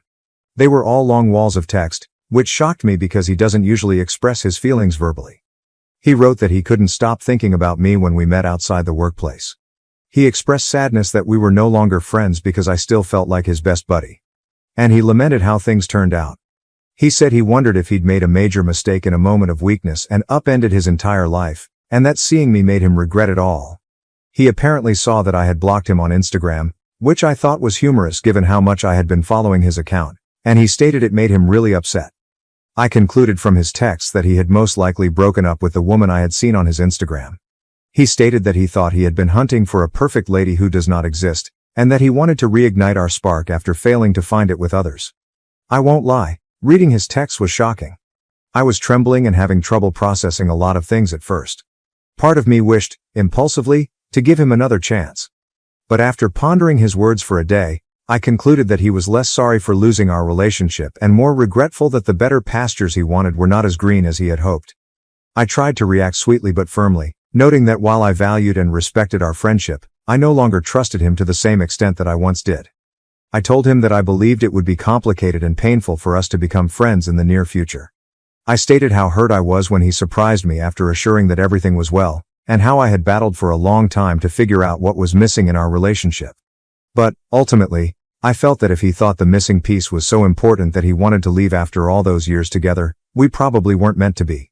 I wished him the best. He did not reply to my mails. I was disturbed by the whole affair, but I went on to enjoy my holiday break with my family, even attending my friend's New Year's Eve party, which I had considered skipping. Well, I'm so pleased I didn't skip the party since I met a fantastic man there. He's hilarious, clever, cute, engaging, empathetic, and anxious to settle down and have children, despite having recently ended a long-term relationship. We've been on 3 dates so far, and at the risk of sounding overly exuberant, they've been the best of my life. We want to take it slowly because we were both in long-term relationships only a year ago, but we've been surprised by how similar our personalities, hobbies, and aspirations are. Frankly, we both want to start a family as soon as feasible. So, while I try not to be overconfident in our relationship, I am also very excited to see where it goes. To summarize, thanks in large part to the counsel I received 3 months ago on this subreddit, I've emerged from a very dark place and am now cautiously excited about my future, For the first time in a long time. My boyfriend and I just had a baby when his ex-mother-in-law suddenly claimed the child was her grandchild, causing chaos at the hospital. Okay, Reddit, I really need some advice. I'm 29 years old, and my 30-year-old partner Mark and I just welcomed our daughter Lily 2 weeks ago. Lily is incredible, healthy, and the utter joy of our lives. Getting here, however, has been a daytime soap opera-worthy drama, and it all boils down to two really tough mothers, my ex-mother-in-law and Mark's mother. To comprehend the current situation, I need to give you some background. I was previously married, however briefly. I met my ex-husband David, 31 million, when I was 22. We were young, impetuous, and believed we were madly in love. We got married after roughly 8 months of dating. It was a fiasco nearly from the beginning. We were simply fundamentally incompatible. We disagreed about everything, from how to load the dishwasher, really, to our long-term objectives. He wanted to stay in our small hometown forever, purchase a house with a white picket fence, and start having children right away. In my late 20s, I wanted to focus on my job and perhaps consider having children. We had been married for a little more than a year before we recognized it was a mistake. There was no dramatic outburst, no infidelity, just a quiet, agonizing awareness that we were making each other unhappy. We chose to divorce. It was unexpectedly amicable. We didn't detest each other, we simply realized we were better off apart. We did not have any shared assets or children, so the legal process was relatively simple. My parents were supportive. They were never major fans of David. They felt he was dull, to be honest, and all they wanted was for me to be happy. But David's mother was quite different. Let us call her Susan. She is the type of lady who has her entire life planned out, and she wants everyone around her to follow suit, whether they want it or not. She is also profoundly devout, believing that divorce is a sin regardless of the circumstances. Susan had an image of David and me as the ideal conventional couple. She was distraught when we broke up. She tried everything to convince us to work things out, including guilt trips, tearful phone calls, and even an unannounced visit to my apartment with a marriage counselor. It was quite awkward and uncomfortable. I tried to be courteous and considerate, but I needed to be firm. I told her that while I appreciated her concern, the choice was final. The divorce was settled approximately 7 years ago. I relocated to a different city, found a terrific job, and began a completely new life. I severed off touch with David and Susan. It was not out of malice, it was simply essential for me to move on. We were not social media pals, and we had no shared friends, so it was a clean break. Then, around a year and a half ago, I met Mark. We met during a work conference. We started conversing during a coffee break and instantly clicked. He was humorous, smart, and kind, and we shared a love of travel and adventure. We exchanged numbers and began dating shortly after. Mark knew about my prior marriage from the start. It was not a secret. I told him the whole tale on our second date, and he was unconcerned. He claimed it was in the past, and it didn't change his feelings about me. He'd been in a couple long-term relationships before, so he knew that not everything works out. We fell in love instantly. It was different from my relationship with David. Mark made it feel effortless, natural, and exciting. We had a lot in common and really loved each other's company.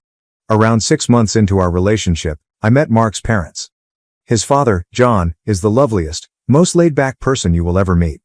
He greeted me warmly and made me feel right at home. Mark's mother, Carol, had a different narrative. Carol is complex.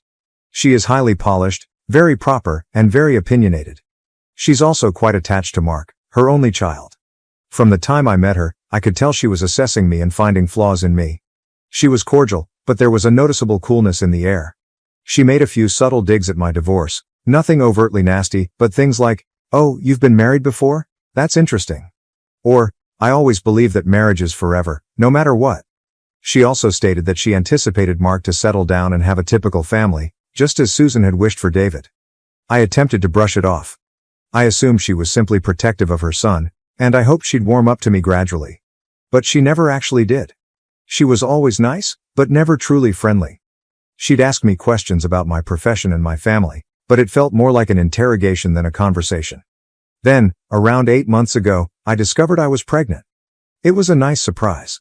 Mark and I had talked about having kids in the future, but we weren't actively trying. We were both excited though. We chose not to marry immediately away. I'd already been through one hasty wedding and didn't want to go through it again. I wanted to be sure that we were getting married for the right reasons, not just because we were expecting a child. Mark fully understood and supported my decision. We informed our family. My parents were overjoyed. They had always wanted grandchildren.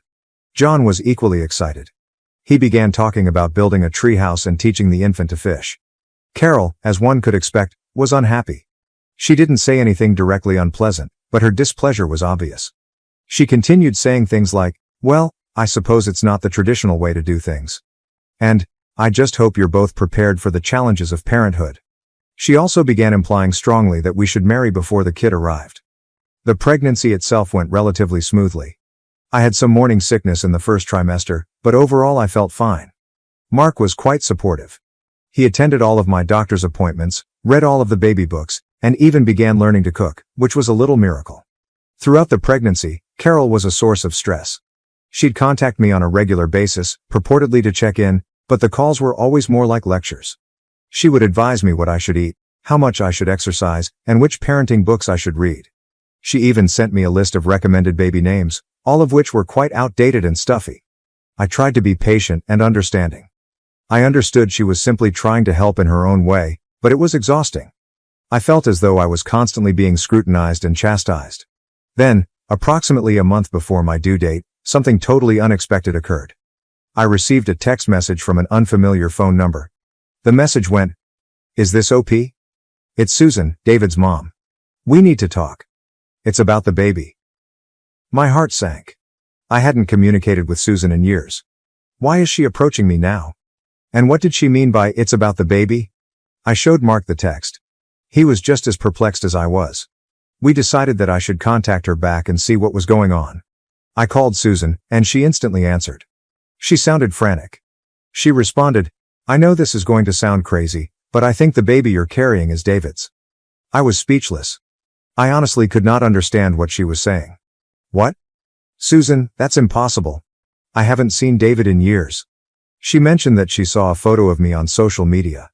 Apparently, one of my distant relatives had tagged me in a photo, and I was obviously pregnant. She'd done some research, which I'm pretty sure included researching my online profiles, and determined that the timing was suitable. She was sure that I had secretly reconciled with David and that this baby was his. I tried to politely convey to her that she was entirely wrong. I informed her about Mark and how long we had been together, but she would not listen. She insisted that I was lying and that I should come clean for the sake of the baby. The chat concluded with her threatening to show up at the hospital if I went into labor. I hung up the phone, thoroughly shaken and confused. I told Mark everything. He was infuriated. He couldn't believe Susan had accused me of something so absurd.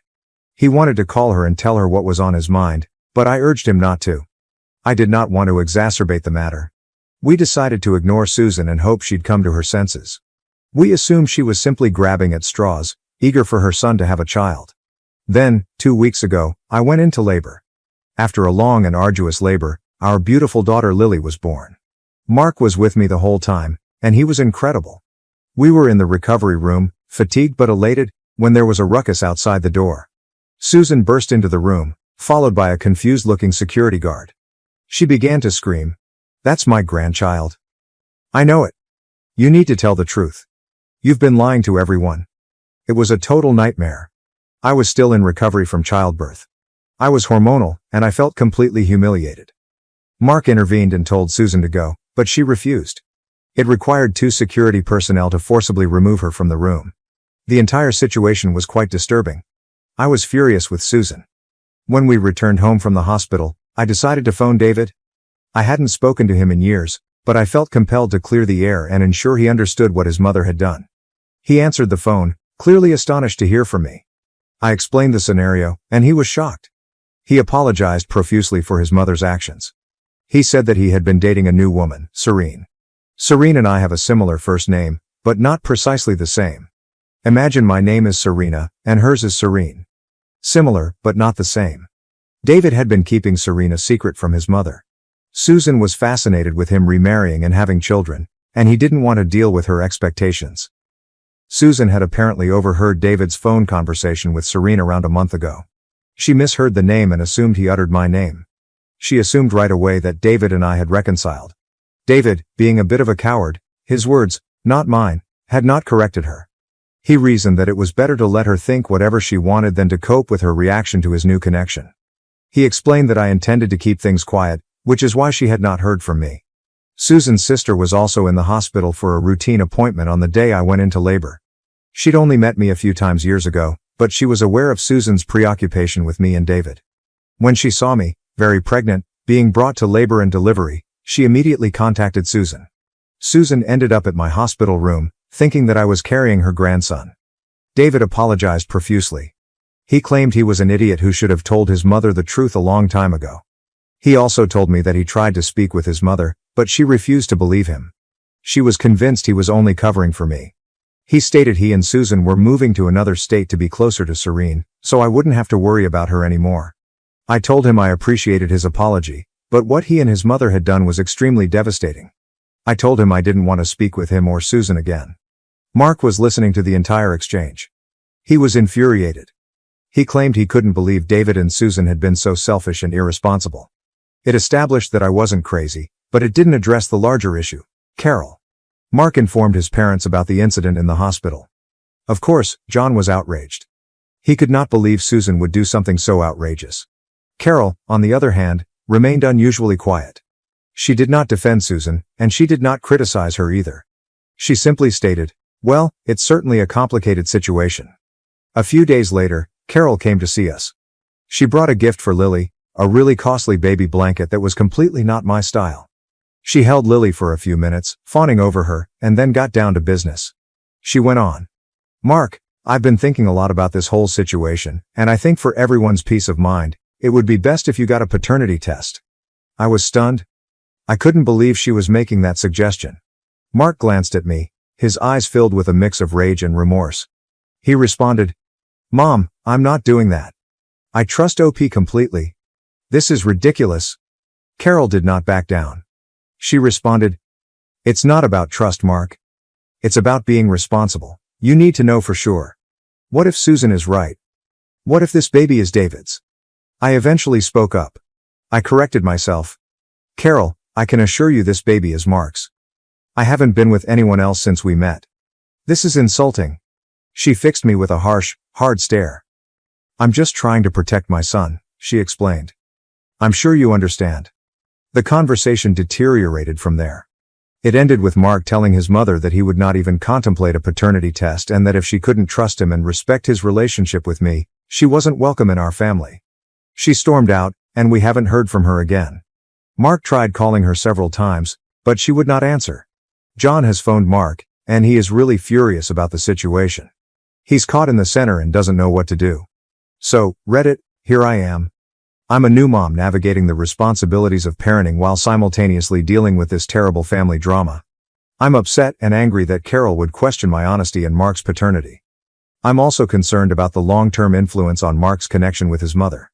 I informed Carol that if she wanted to continue pressing the DNA test issue, she could kick rocks. I didn't say those exact words. I was more polite, but the message was clear. I told her that if she couldn't accept Lily as Mark's daughter without proof, she didn't have to be a member of our family. Aita? I want Mark to have a relationship with his mother, but I also refuse to be treated so disrespectfully. And I certainly do not want my daughter to grow up with someone who doubts her parentage. Any tips or recommendations will be considered. Update 1. Wow. I did not anticipate this post to get that viral. Thank you to everyone for their encouragement and wisdom.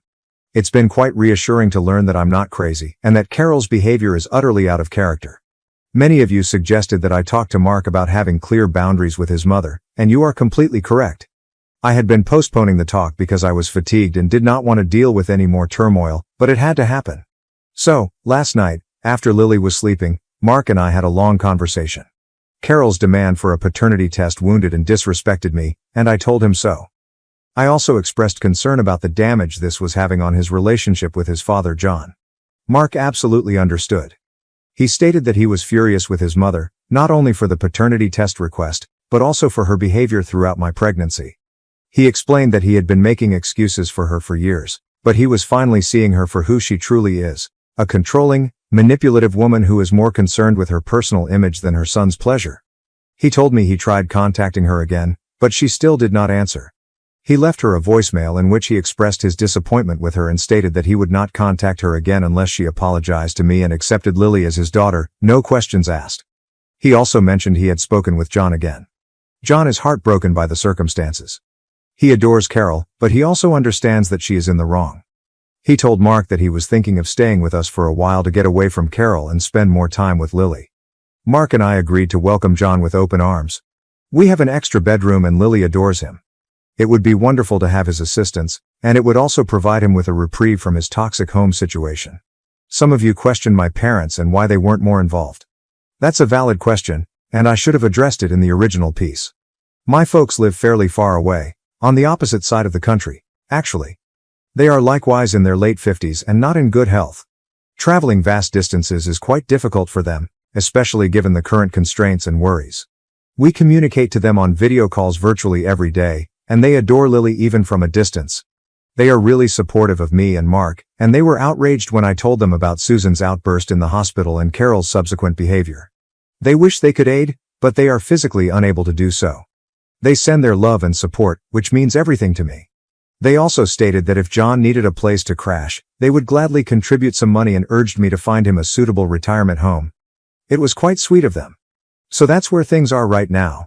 Carol is still giving us the quiet treatment. John is considering moving in with us. Mark and I are attempting to concentrate on being parents to our wonderful little girl. I'm no longer attempting to placate Carol or avoid her sentiments. I'm prioritizing my family, which is what matters most. I will keep you informed of any additional developments. Thank you for your continued support. Update 2. Things have intensified. John arrived to stay with us a few days ago. He arrived with a small luggage and a very sorrowful attitude. He explained that Carol had rarely spoken to him since Mark's last phone contact. She was cold and distant, and he couldn't take it anymore. He spent the first day largely snuggling Lily and talking with Mark. He seemed relieved to be free of the stress and negativity. He kept emphasizing how much he loved Lily and was happy for the opportunity to spend time with her. Carol then showed up uninvited at our door yesterday. I was in the nursery, feeding Lily, when the doorbell rang. Mark responded, and I could hear Carol's voice, loud and strident. When I entered the living room, I noticed a tight atmosphere. Carol stood in the doorway, enraged. John sat on the couch, looking defeated. Mark was standing between them with his arms crossed. Carol requested that John return home immediately. She complained that he was being foolish and was humiliating her. She accused me of manipulating him and using him against her. John attempted to speak, but Carol stifled him. She just kept shouting and raving, accusing me of various things. Mark finally had enough. He informed Carol unequivocally that she needed to leave. He stated that she was not welcome in our home unless she apologized to me and embraced Lily without reservation. Carol appeared shocked. She obviously wasn't used to Mark standing up to her. She stuttered for a while before turning on her heels and storming out, slamming the door behind her. The whole situation was quite stressful. I felt terrible for John. He seemed lost and confused. He continually apologized to me, even though he had done nothing wrong. Mark and I reassured him that he could stay with us as long as he needed. We told him we loved him and were glad we had him. After John had gone to bed, Mark and I talked. We both agreed that Carol's actions were totally wrong. We determined that we needed to establish even stricter boundaries. Mark texted Carol that we would be in no communication until she sought professional help for her controlling conduct and apologized to both me and John. He said that we loved her, but we couldn't let her continue to insult us and ruin our lives. It's been a few days since we've heard from her. I am not sure what to expect. Update 3. It had been roughly a week since Carol's dramatic visit. We haven't heard anything from her, no calls, texts, angry emails, nothing. John, on the other hand, has settled in well. He's a big help to Lily, and he obviously enjoys spending time with her. He reads to her, sings to her, and takes her on walks in the stroller. It is heartwarming to watch. He's also become more candid about his marriage. He told Mark and me that he has been unhappy for years. He claimed that Carol has always been controlling, but it has gotten worse over time. He feels that he's lost himself in the relationship and has been going through the motions. He began attending a therapist, which Mark and I encouraged. He believes it's helping him process his emotions and figure out what he wants for the future. He isn't sure if he wants to stay married to Carol, even if she apologizes. He claims he needs to think about what is best for him for once. Mark totally supports his father, whatever he decides. He's just thrilled John's finally sticking up for himself. As for me, I'm attempting to concentrate on Lily and on building a quiet, loving environment for our family. I'm still upset and outraged over Carol's actions, but I'm trying not to let them consume me. I've started thinking about returning to work part-time. My maternity leave is nearly over, and I miss using my abilities.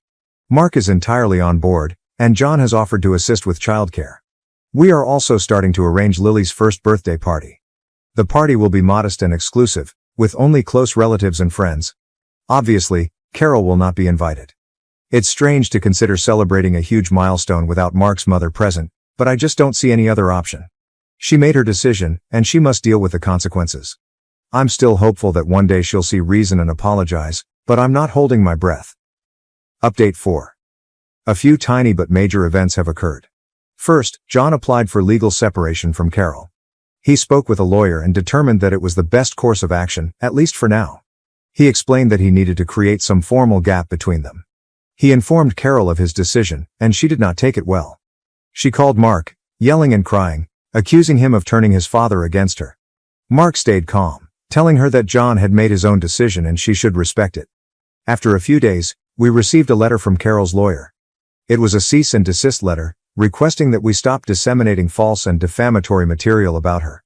Apparently, she claims that we have been telling others that she is mentally ill and a lousy grandma. It's utterly ludicrous, of course. We haven't discussed her with anyone other than John's therapist, which is strictly secret. We're fairly certain she's just attempting to bully and scare us into backing down. Mark consulted his own lawyer, who urged us to disregard the letter. He claimed it was unfounded and Carol had no legal basis to stand on. So, that is where we are. John is legally separated from Carol, and we are facing a ridiculous legal threat. It's all quite stressful, but we're trying to remain strong and unified. On a more positive note, Lily is flourishing. She's growing and maturing so quickly. She began babbling and smiling continuously. She is the most lovely little child, and she brings so much happiness into our life. I was kicked out of the house because my sister made up a story about me selling drugs. My parents believed her without any evidence.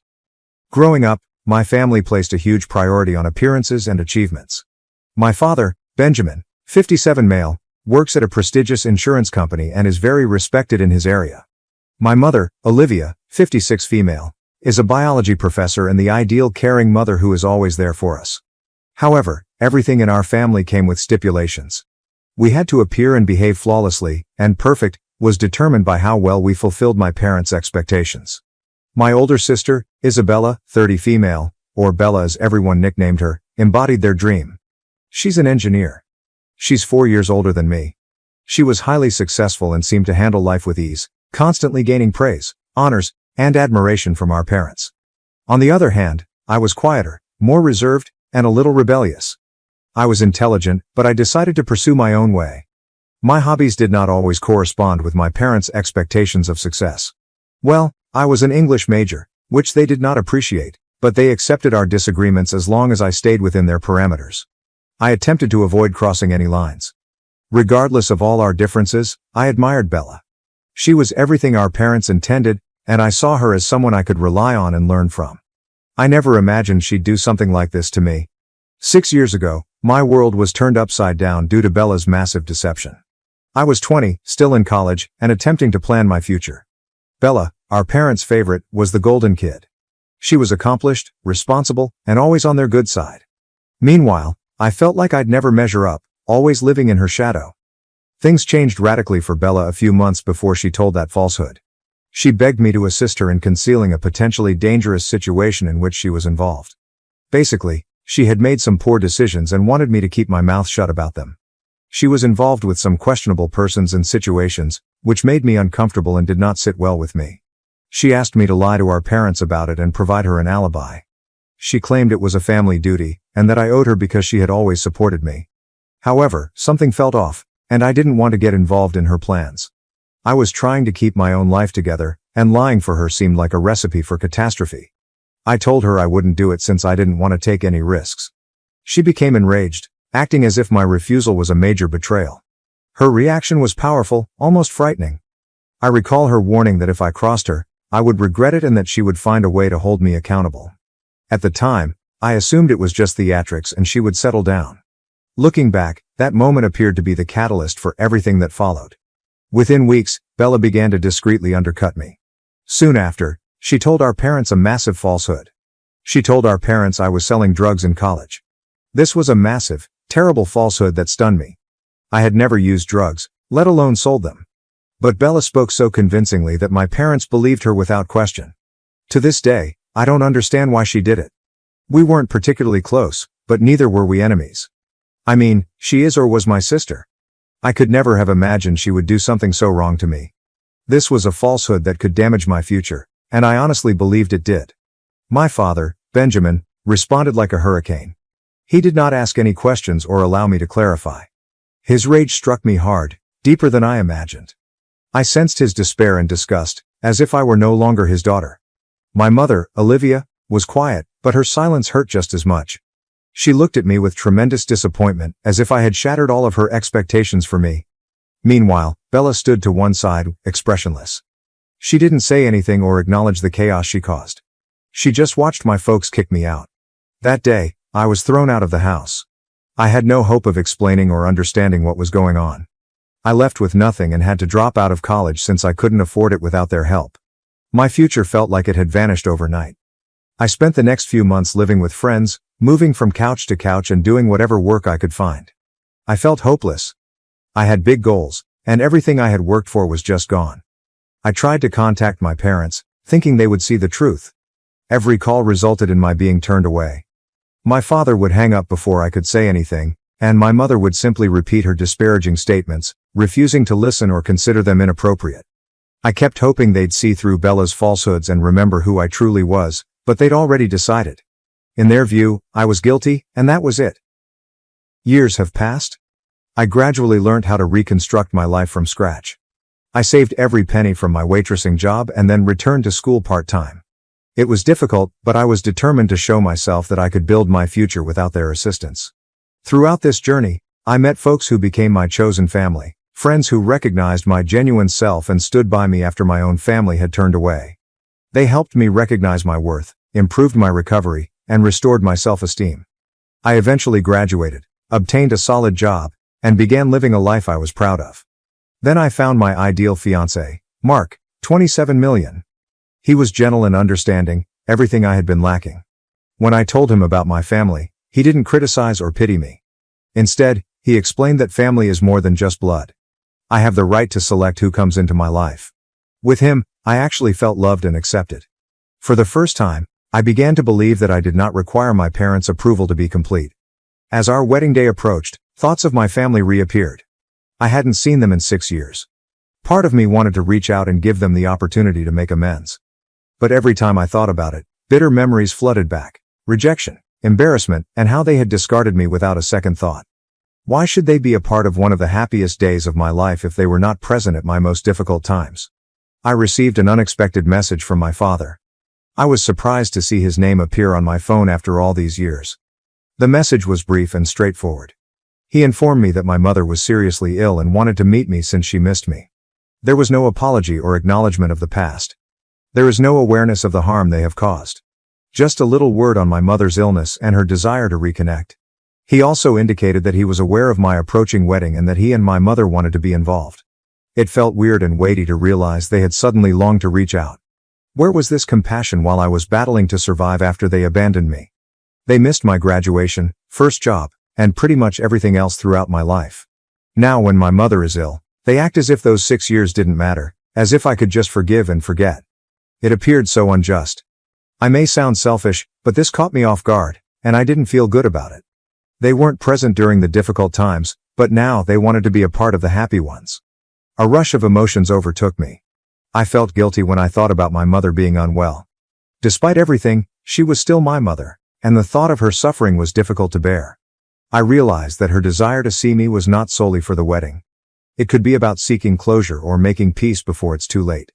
But forgiving them felt impossible after everything they had put me through. Abandonment, disbelief, and the difficulties I faced alone. How could I allow them back into my life as if nothing had happened? Following the text, I received several more texts from relatives I had no idea existed. They said that it was terrible of me not to include my parents in my wedding, and that whatever happened recently should not be considered in light of everything they had done for me throughout my life. This definitely got on my nerves. It was hilarious how they came up when I didn't ask my parents to my wedding but couldn't help me when I was almost homeless. I told my fiancé about it, and he immediately told me to ignore my relatives' texts because they were irrelevant. He has informed me that he would support whatever decision I make, but he has also reminded me that my wedding day should be about us being happy and enjoying ourselves, rather than something from the past that hurts and the unresolved feelings that come with it. He advised me to examine what would make me happy in the long run, not just right now. I keep wondering if pushing them away now will merely cause me more anguish. Or will allowing them return make everything worse for me? I'm feeling conflicted. I've worked hard to forge my own path and construct a life without them. Part of me wants to defend it, and I'm afraid that letting them back in will damage everything I've made. But part of me feels bad, especially when my mother's health is a concern. I can't deny that she's attempting to reach out now, even if it feels like it's too late. I keep believing that involving them in the wedding will allow me to finally move on and leave the past behind. But then I remember that they abandoned me based solely on Bella's words, no proof or anything. I'm not sure whether I can just forget about the previous 6 years. My wedding is in a few months, and I am really confused. Should I leave things as they are or let them back in? To be really honest, I'm not sure if I want them back in my life, therefore I need some advice. Aida for not allowing my parents back into my life after they believed my sister's lies and abandoned me. Update 1. It's been a few weeks since I posted. I read a few comments and am happy that most people believe I am not being unreasonable here. Anyway, I still feel like I'm trapped in a whirlwind. I was quite nervous after hearing the news from my father regarding my mother's illness and wanting to visit me. I considered blocking their phone numbers, but I was also concerned that by not giving them a chance, I would come to regret it. Then, surprisingly, my sister Bella reached out. I received an unexpected SMS from her informing me that she had learned of my impending marriage. She added that she knew Mom was sick and wanted to rectify things before it was too late. It seemed like everything had changed in an instant. Bella, the one who had brought me so much pain, was now discussing family and healing. She expressed her longing for me and highlighted the importance of our family's reunion.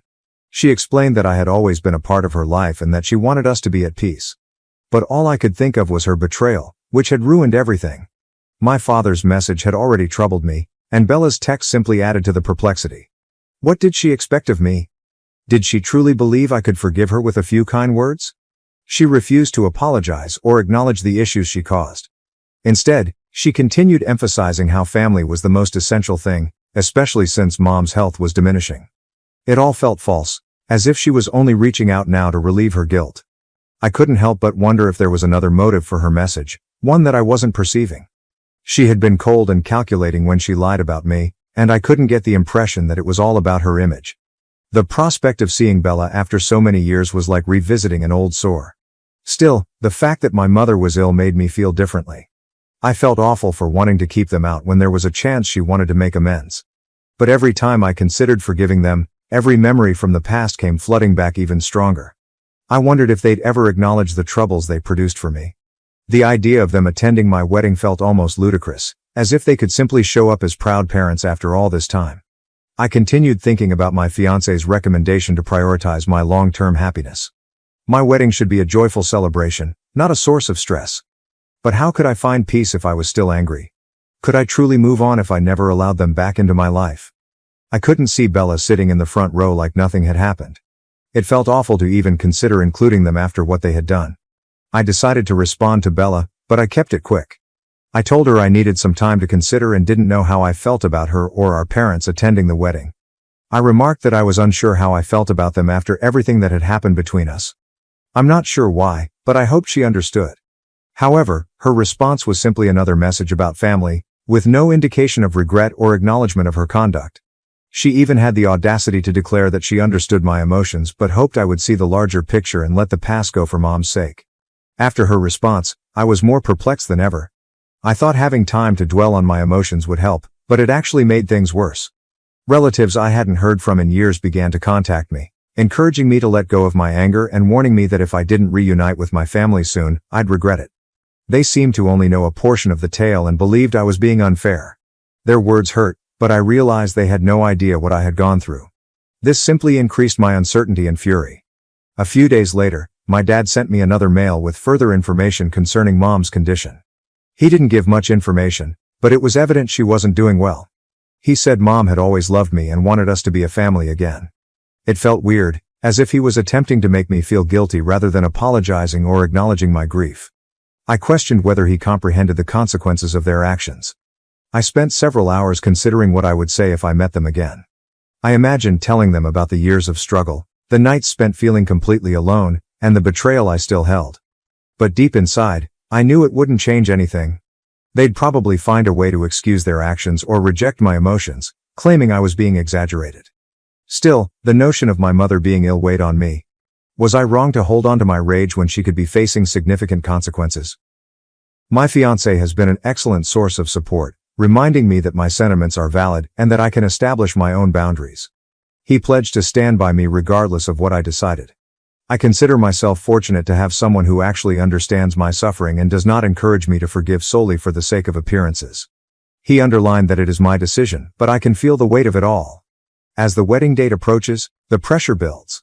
I'm torn between wanting to let my parents and Bella back into my life for some peace and shielding myself from further pain. My mother's condition complicates matters even further. I'm worried that if I don't let them back in now, I'll regret it later. However, I'm concerned that opening the door would result in even more heartache. Bella's letter keeps replaying in my head, making me question whether I'm being too harsh. But then I realize that she never expressed regret or acknowledged the harm she caused. How can I move forward when the past still feels so fresh? I'm left wondering if forgiving them will actually help me recover or simply reopen old scars. My wedding should be a pleasant moment, but it is currently marred with unresolved feelings. I'm at a stage where I'm not sure if bringing them back in will offer me any closure or simply more pain. So here I am, still hesitant and contemplating. Is inviting them back into my life the right decision, or am I setting myself up for disappointment? Update 2.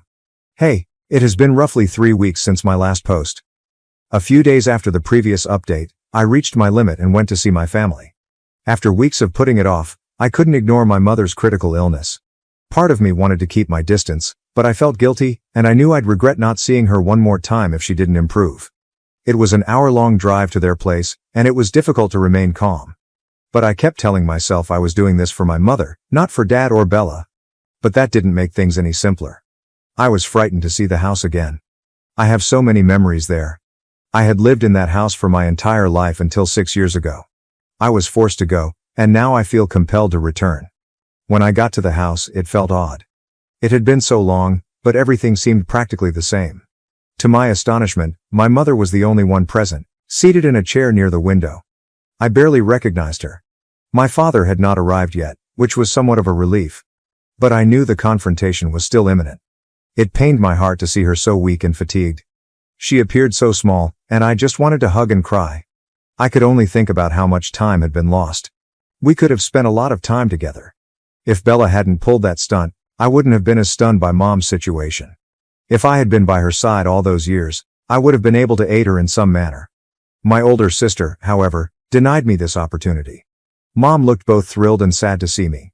For the first time in my life, I didn't perceive my mother as the authoritative figure I strove so hard to impress. She was merely a mother. A human who had made mistakes. She sincerely apologized. She was pretty clear that she regretted not reaching out to me. She explained that she had not contacted out in all these years because she was humiliated. She stated that by the time she discovered Bella had lied, it was too late, and she assumed I would never forgive her. She also mentioned that she had considered reaching out to me several times. She penned several letters that she never sent. She apologized multiple times. Hearing her articulate it made me feel both sad and relieved. There was no discussion of family obligations or expectations. There was no compulsion to forgive her or forget what happened. She simply accepted responsibility for her mistakes and apologized. It was too much to take in. A part of me wanted to shout and tell her how difficult it was for me. But I couldn't. I just hugged her and told her it was fine. I truly forgave her. It was as if I never got furious at her. She was simply left with regret, and I didn't want to make matters worse. I only wanted to be by her side. My father walked in, and the atmosphere immediately altered. He entered with confidence, as if he had done nothing wrong. He did not apologize or acknowledge the anguish he had caused me. Instead, he dismissed my feelings as insignificant, advising that I move on for the sake of the family. He appeared to believe he was the victim since I had withdrawn myself for so long. He completely missed my mother's point of view. I tried to remain calm, but rage rose within me. When I conveyed how hurt I was by everything that had happened and how I had made ends meet over the last 6 years, he disregarded it with phrases like, "Oh, we thought we were doing what was best for the family." He refused to accept responsibility for his acts and kept shifting the focus, making it appear as if I was to blame for not contacting them throughout the years. My mother looked concerned, but she remained silent. Perhaps she was tired of Dad and our never-ending disputes. My father persisted in his efforts to persuade me that my decision to stay away was wrong.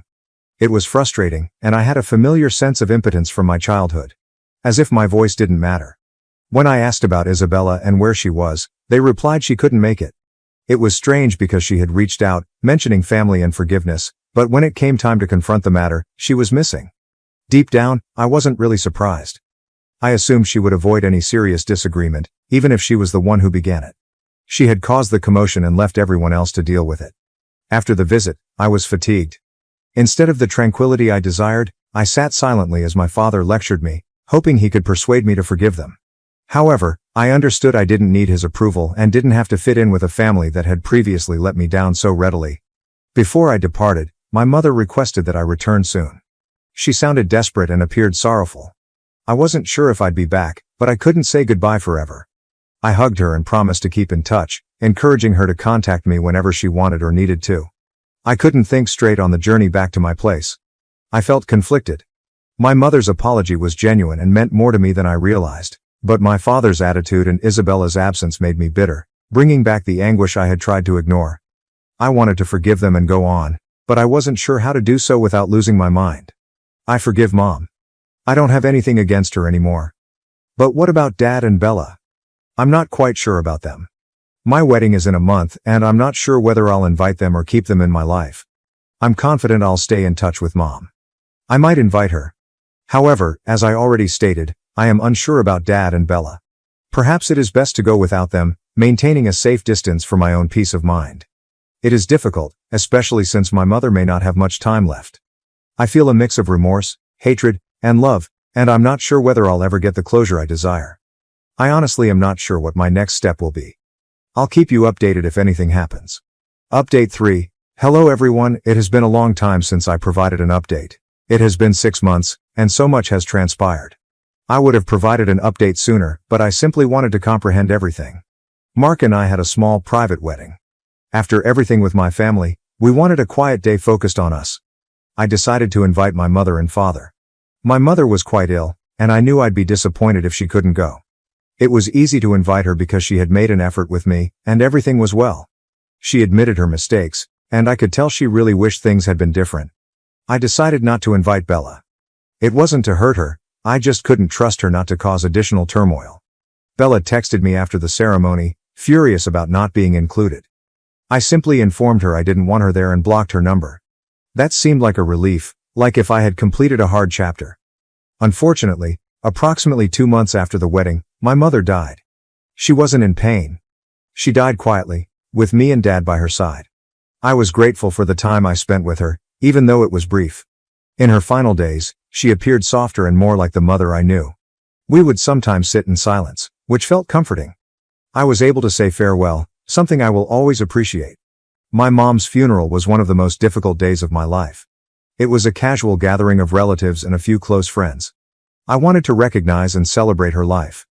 Bella was also invited, but we assumed she would not go because she had never contacted us following Mom's death.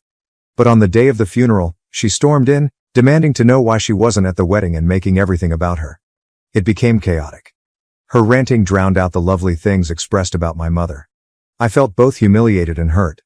Dad had reached his limit. He was already struggling after losing his mother. My parents were high school sweethearts.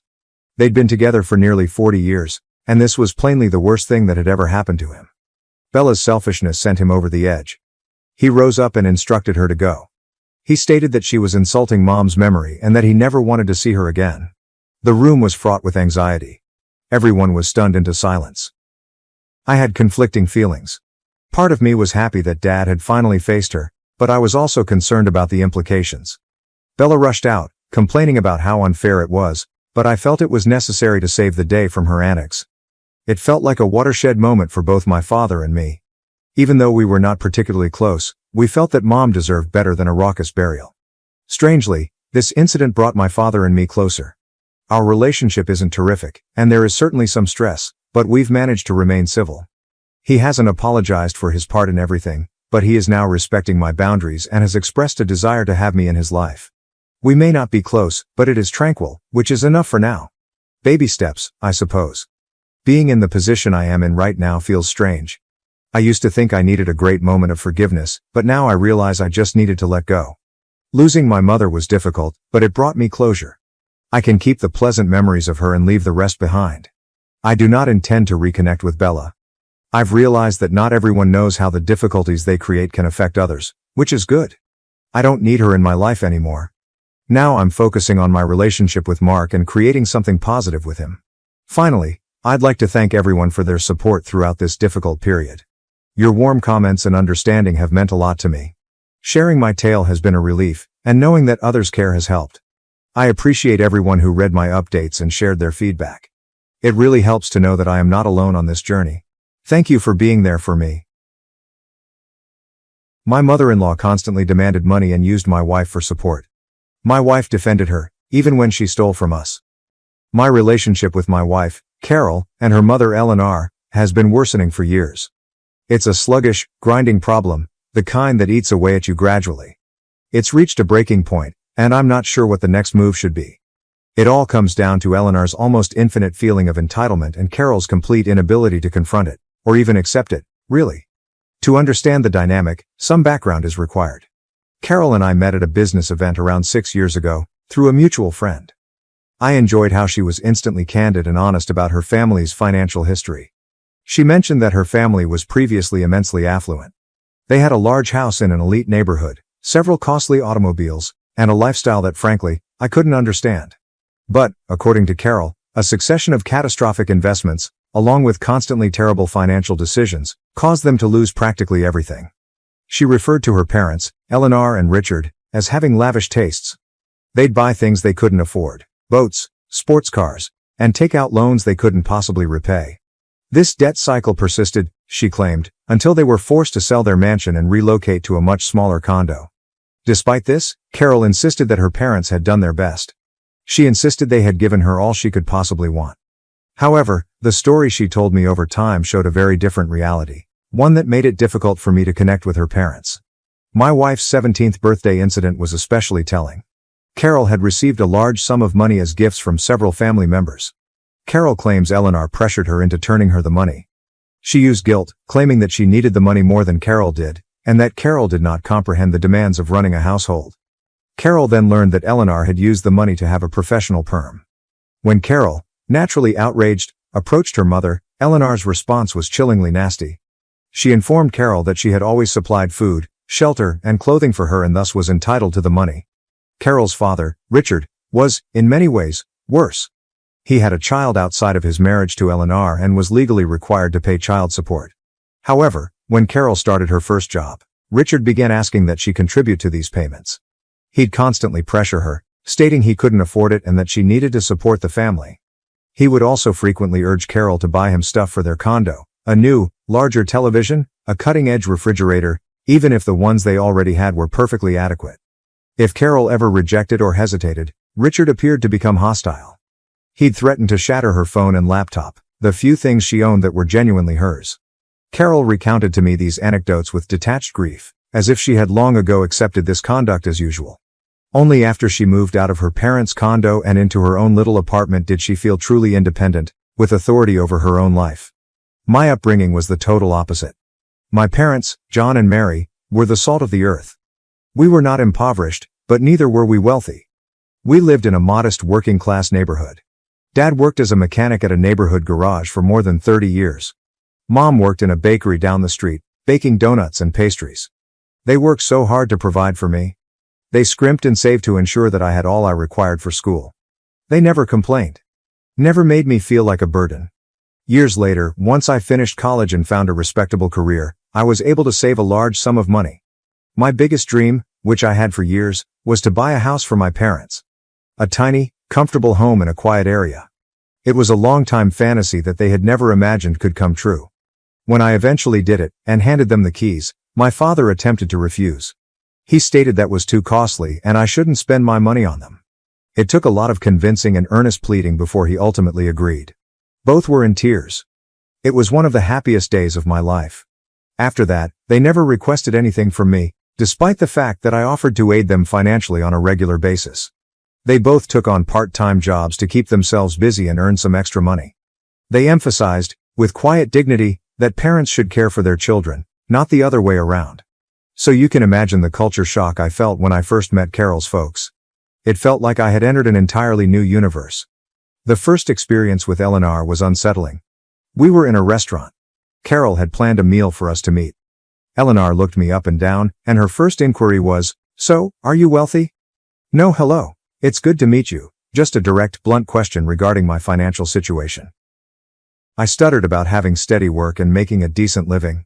Following our initial meeting, Eleanor made it her mission to understand everything she could about my money. She'd ask probing questions that always led back to money. She asked about my insurance plans, financial portfolio, and retirement savings. It was really intrusive, and it made me very uncomfortable. I voiced my worries to Carol, who, to her credit, spoke with her mother. She asked Eleanor to stop. But Eleanor merely changed her approach. She began asking similar questions when Carol was not around, cornering me at family gatherings or calling me personally. One particularly noteworthy occasion came when I casually announced that I had paid off all of my student loans. Eleanor's eyes brightened up. She instantly started into a diatribe about how I should help Carol pay off her bills. Because I was in such a great situation, I had a responsibility to help her. We were just dating at the time. It was an extremely inappropriate suggestion, and it made me feel like I was being treated like a walking ATM. I finally, firmly, told Eleanor that I was uncomfortable discussing my personal money with her and that I would prefer it if she respected my limits. Carol received continuous demands for money. Eleanor would phone Carol several times a week, often more than once a day, to ask for money. The quantities varied, but they were all significant. $1,000 here, $500 there. The pattern was consistently the same. Eleanor would call, often in tears, claiming to have an urgent need, a medical bill, a car repair, a sudden unanticipated expense. Carol, ever the obedient daughter, would express worry while explaining that she was attempting to conserve money.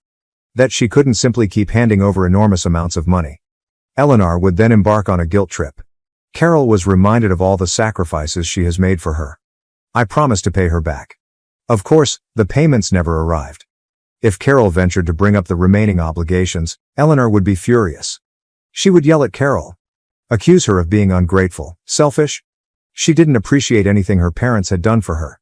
Then, a few hours later, or perhaps the next day, she'd phone back, crying. I apologized profusely. She claimed to have been really stressed. The cycle would then unavoidably repeat itself a few days later. Another telephone call. Another urgent request for funds. Carol would talk to me about these experiences for hours on end. She'd describe the calls in great detail. But, and this was the most difficult part, if I ever expressed agreement or ventured to condemn Eleanor's actions, Carol would immediately turn against me. She'd snap at me, saying she could complain about her mother while I couldn't. That I did not comprehend their family dynamics. That I had no idea what Eleanor had gone through. It was an infuriating, nonsensical protection mechanism. I eventually got to the point where I couldn't listen to it any longer. I told Carol, as gently as possible, that I loved her but could no longer be her sounding board for these concerns. It was extremely exhausting, and it was straining our relationship. When Carol and I decided to marry, finances, understandably, became a big bone of dispute. Carol desired a lavish wedding. I agreed to pay for it. I had saved diligently and could afford it. However, I also insisted on a prenuptial agreement. It was not a lack of trust in Carol. It was about practicalities. I had seen personally her family's financial turmoil, and I wanted to protect myself by ensuring that our marriage began on a stable, financially secure basis. Carol's reaction was intense. She was highly offended, accusing me of not trusting her and of treating our marriage as a business transaction. She threatened to cancel the wedding totally. She stated that a marriage should be based on love and trust, not formal documents and financial calculations. Eleanor, of course, intervened, escalating Carol's fury. She called me and chastised me for even contemplating a prenup. They told me that their family possessed honor and integrity. I didn't have anything to worry about. During this conversation, I lost my patience. I explained to them, quite forcefully, that Eleanor had a lengthy history of borrowing money from Carol and never repaying it. Her claim to familial honor seemed extremely empty. Both Carol and Eleanor were outraged. Carol packed her bags and departed. She moved out of our apartment, claiming that I had insulted her family, that I did not love her. I was devastated. I tried constantly to convey that my purpose was not to doubt her loyalty or commitment, but only to protect our shared interests. To guarantee that we came into our marriage with clear eyes and expectations, free of any potential asset conflicts. She would not listen. A week later, she arrived at my door uninvited. She was crying and begged me to take her back. She said she'd made a terrible mistake. She told me that Eleanor and Richard had asked that she start giving them her wages so they could manage her finances more effectively. It was then, she claimed, that she realized the magnitude of their manipulation. She agreed to the prenup. So we reconciled, and the wedding planning proceeded. The wedding itself was an experience. We had no option but to invite Eleanor and Richard. It was essential to Carol, and I wanted to make her happy. However, their attendance, as well as their reaction to the wedding's size, constituted a watershed moment. They were visibly surprised by how well the event went. Following the wedding, Eleanor's money requests, which had previously been focused mostly at Carol, began to come directly to me. She would phone me, sometimes many times a week, and ask me to purchase her items. She'd ask me to pay for services she used, such as hair appointments, dry cleaning, and shopping expenditures. She'd sometimes just ask for cash without explaining why. I continually tried to convey to her that I was not required to pay for these items. That I wasn't her personal bank account. But she would persist, using guilt, deception, and plain begging to wear me down. She would say she was elderly and fragile. She has no one else to turn to.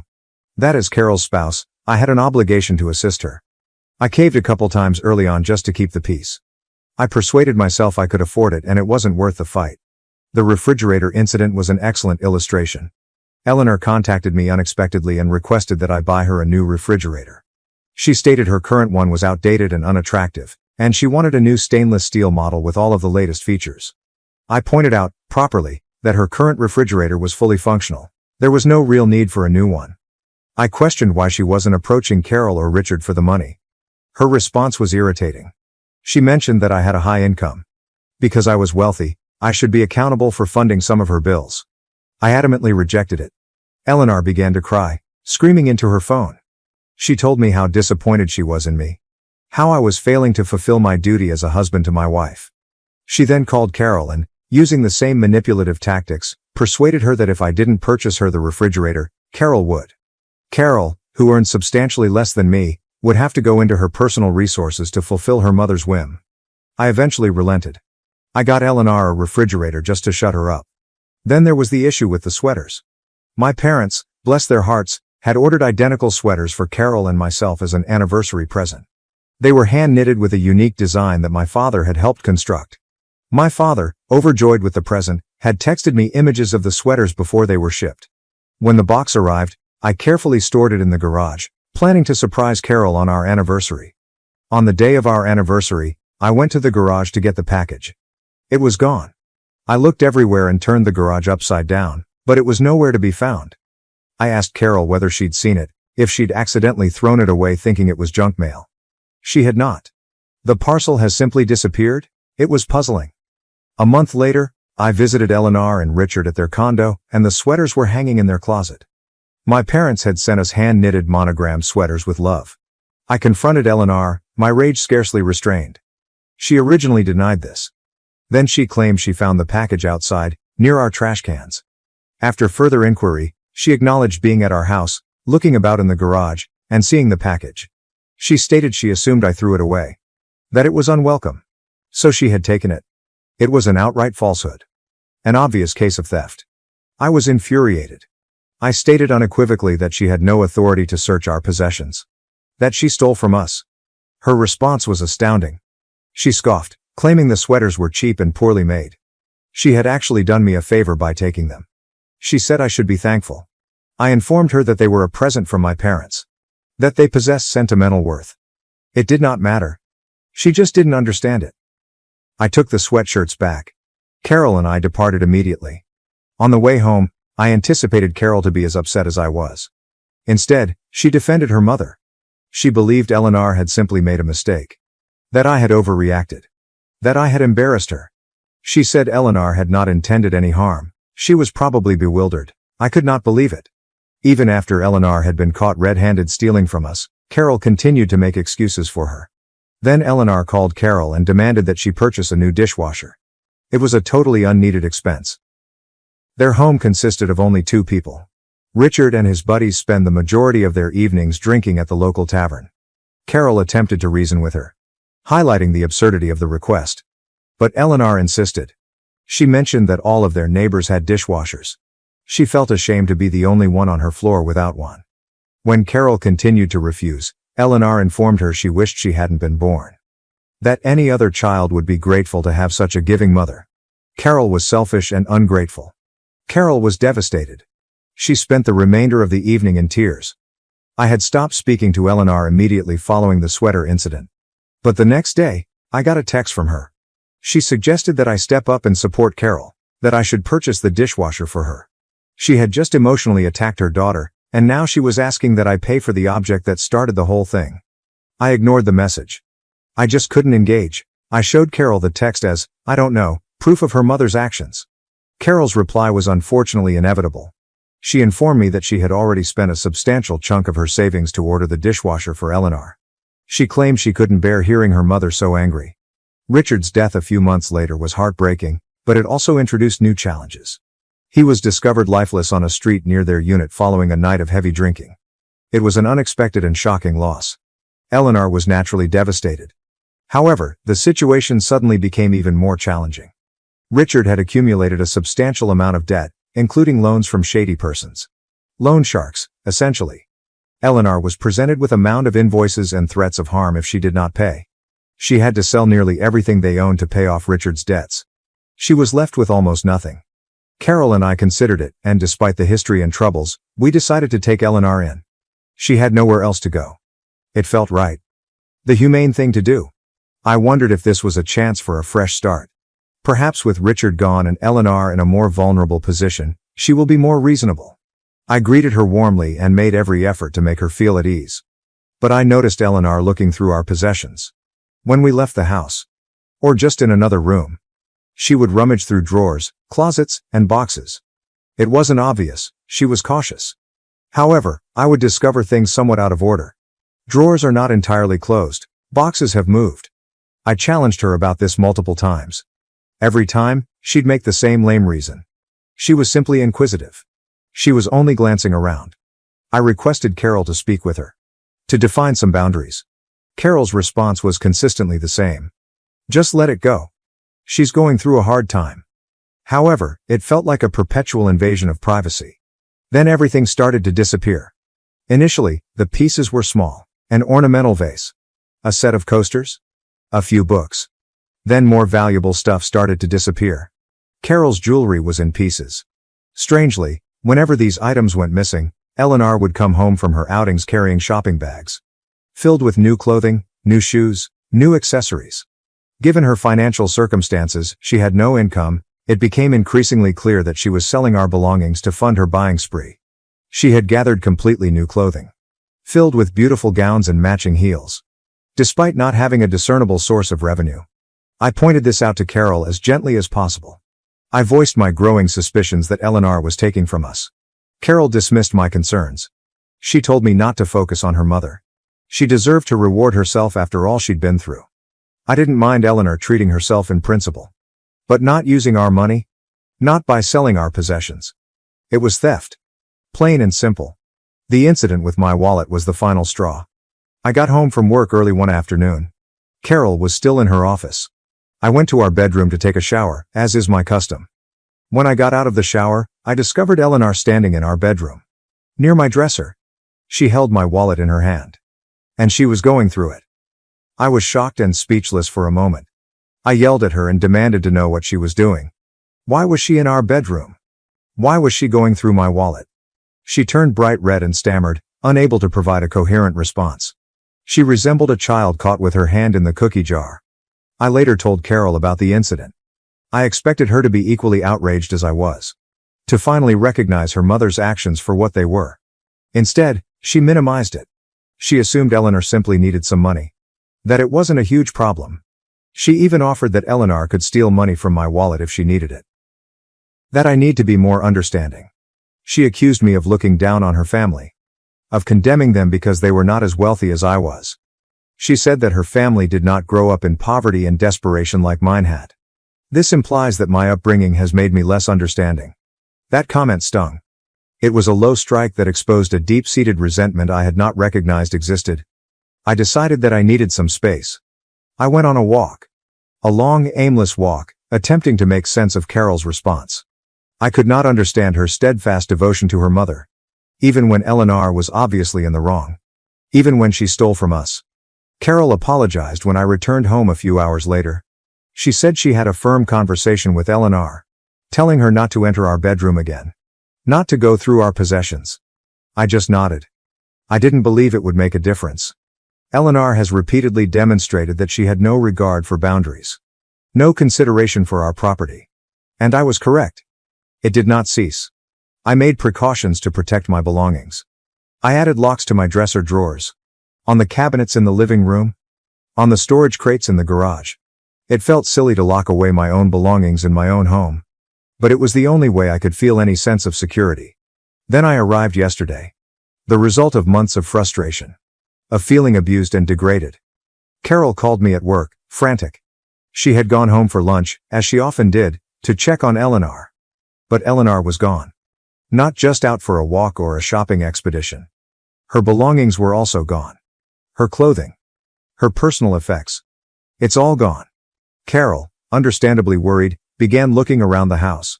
Trying to figure out what happened. And that's when she made her discovery.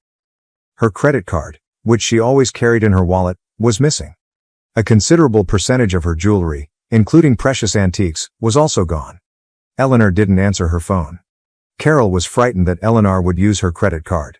That she would pawn the jewelry. She begged me for aid. My instant response, the only rational one in my mind, was to call the cops. Report Eleanor's activities as theft. Carol reacted angrily. She claimed she couldn't possibly denounce her own mother to the police. That was unimaginable. She accuses me of being unhelpful. Of not caring about her emotions. And that is where I am currently. And, I'm just exhausted. Drained. I feel like I'm constantly up against Eleanor's entitlement and Carol's supporting conduct. I advised calling the police because that is what happens when someone takes from you. It's the logical and reasonable path of action. But Carol considers it a betrayal. So, AITA? Am I wrong to advise that we involve the police? Isn't that the usual protocol in such cases? I honestly don't know what else to do. Update 1. The response has been tremendous, to say the least. I sincerely appreciate your support. And I didn't expect so many people to weigh in. Many of you have pointed out Carol's troubling behavior. And honestly, I see it too. I do. The reality is, we rarely encounter problems. It occurs virtually exclusively when Eleanor is present.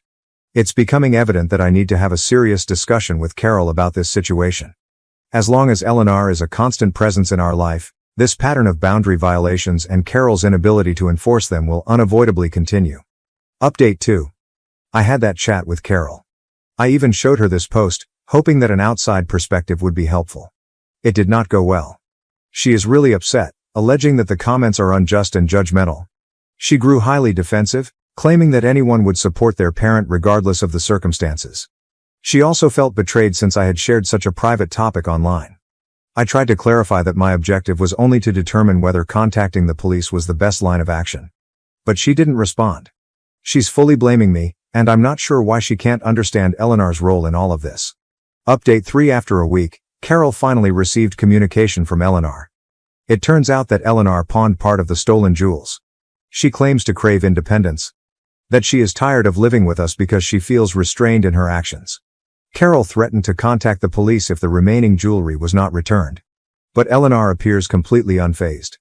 Carol is now urging me to interfere. To talk with Eleanor. To try to reason with her. I strongly informed Carol that I would be staying out of it. To my surprise, Carol has now blamed me for Eleanor's leaving.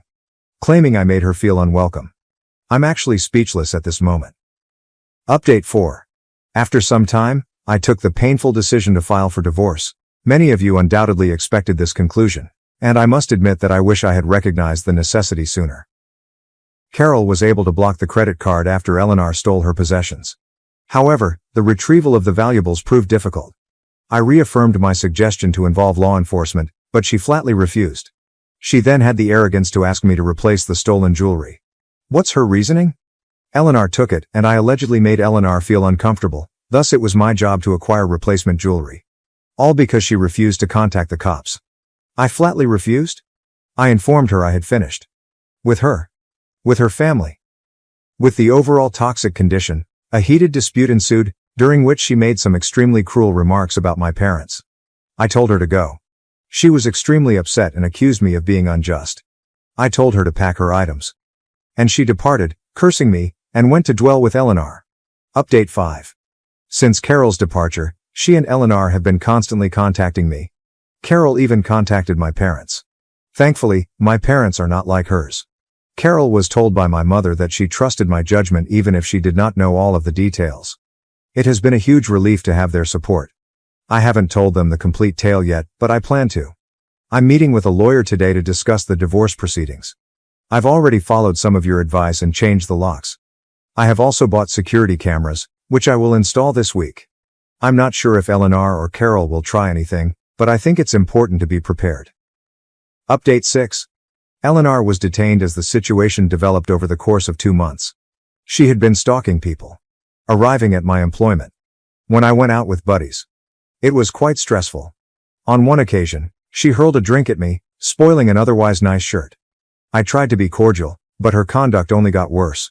She started showing up at my residence, even threw pebbles at my windows. Today, she crossed a line. She broke my bedroom window. I phoned the cops. I had no other option. I simply could not take it any longer. Carol is predictably enraged. She maintains that I should have handled the situation quietly. Eleanor is going through a difficult time. I did laugh. I informed her that Eleanor deserved the repercussions of her behavior. Carol has now demanded that I forgive Eleanor. After everything. The stalking. The harassment. Property damage. Forgiveness is not an option. I finally told my parents the whole nature of the problem. They were startled that I hadn't informed them sooner. And they completely support my decision to proceed with the divorce. I warned them to be cautious, although I doubt Eleanor or Carol will target their property given the distance. Carol eventually bailed Eleanor out of jail. I made it clear to Carol that she was responsible for covering the expense of the window repair. Alternatively, I would seek legal action. She and Eleanor eventually agreed to pay for the damages. Final update. The divorce is final. It is officially over, and it feels extremely liberated. It's as if a weight has been lifted, and I can now breathe freely. My now ex-wife attempted to obtain spousal maintenance and made a move for my assets. However, the prenuptial agreement fulfilled its goal. It shielded me. She argued. She pleaded. However, her efforts proved useless. Anyone thinking about getting married should strongly consider a prenuptial agreement. It may be an awkward topic, but it is very necessary. It requires planning and preparedness. That brings this chapter of my life to a close. I spent 5 years being a devoted stepfather, but my wife's child constantly disrespected me, insisting that I was nothing to him. You are nothing to me. You are nobody. So when it came to paying for college, I urged him to let his true father pay for it.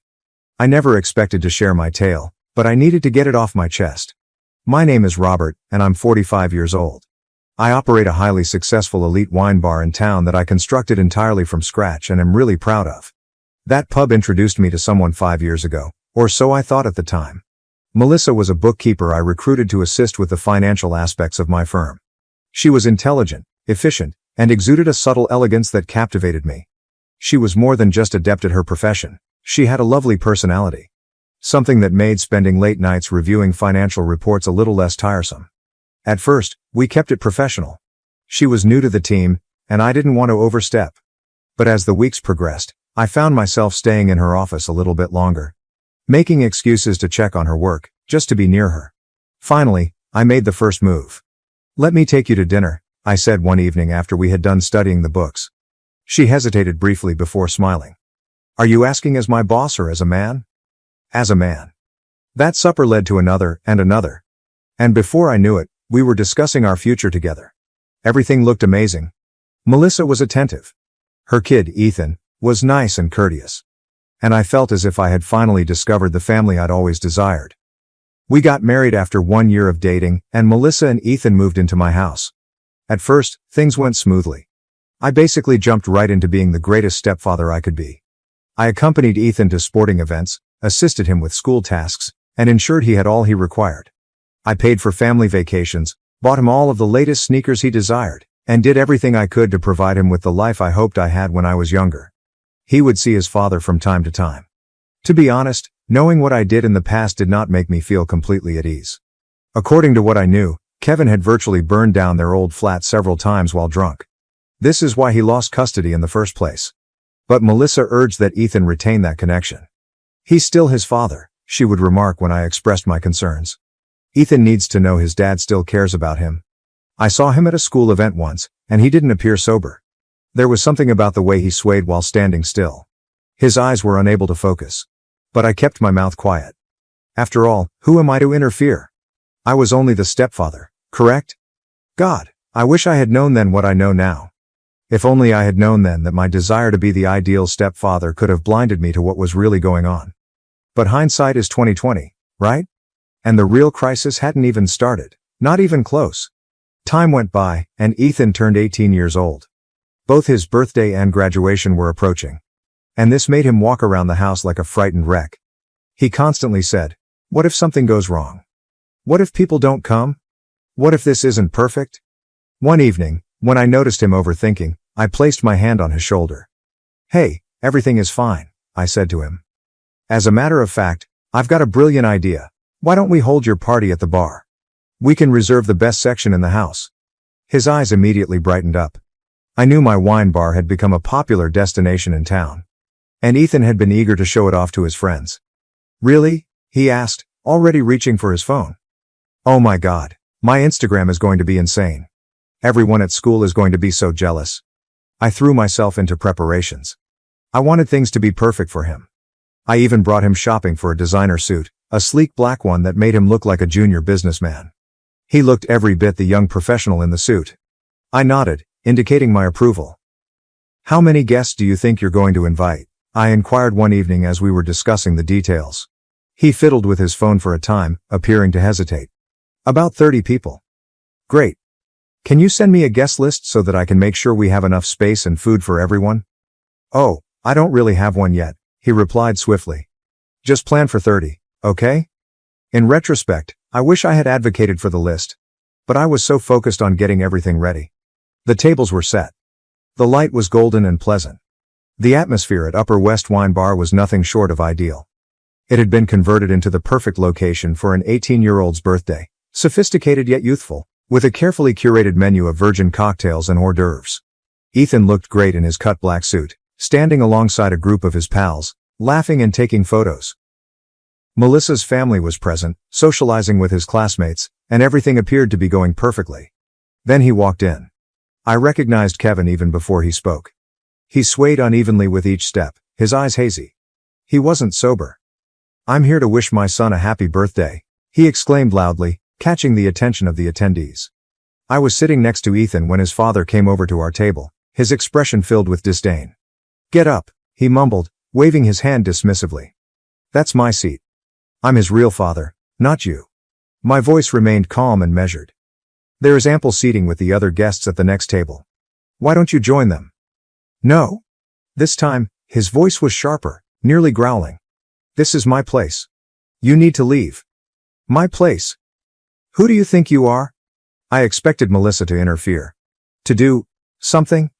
Anything? To calm the situation. But she sat there, pale, staring down at her hands, as if they contained the solutions to all her problems. I took a deep breath and braced myself. It was Ethan's night. I wasn't going to let it get fully wrecked when I could avoid it. "Let me be crystal clear," I continued, my gaze fixed on Kevin's. "You have two options. Take a seat at the next table with the other guests, or have security escort you out." His face contorted in rage. "Oh, listen to you, Mr. Moneybags, throwing his weight around?" He spat, swaying slightly as he leaned on the table's edge for support. "You think you can buy everything, don't you? Buy my son? Buy my family's love?" Other guests began to stare. I could see some of my regulars at surrounding tables, pretending to seem uninterested but plainly paying attention to every word. My workers lurked around the room's boundaries, waiting for my cue. "You just waltz in here with your fancy bar, your big house." Kevin spat again, his voice rising with each sentence. "Think you can replace me just because you've got money? Well, guess what? You can't buy family." And before anyone could react, he reached out and threw a dish of charcuterie to the floor. The crash of glass broke the sudden dead silence of the bar. And then, another, and another. Fine cheeses and cured meats were strewn across the pricey marble flooring, A bottle of imported sparkling water tipped over and spilled upon the beautiful wood of the bar. I got my security team's attention and gave them a modest nod. They moved in smoothly and professionally, just as they had been trained. "Sir, it's time for you to leave," the head of security stated forcefully, seizing Kevin's arm.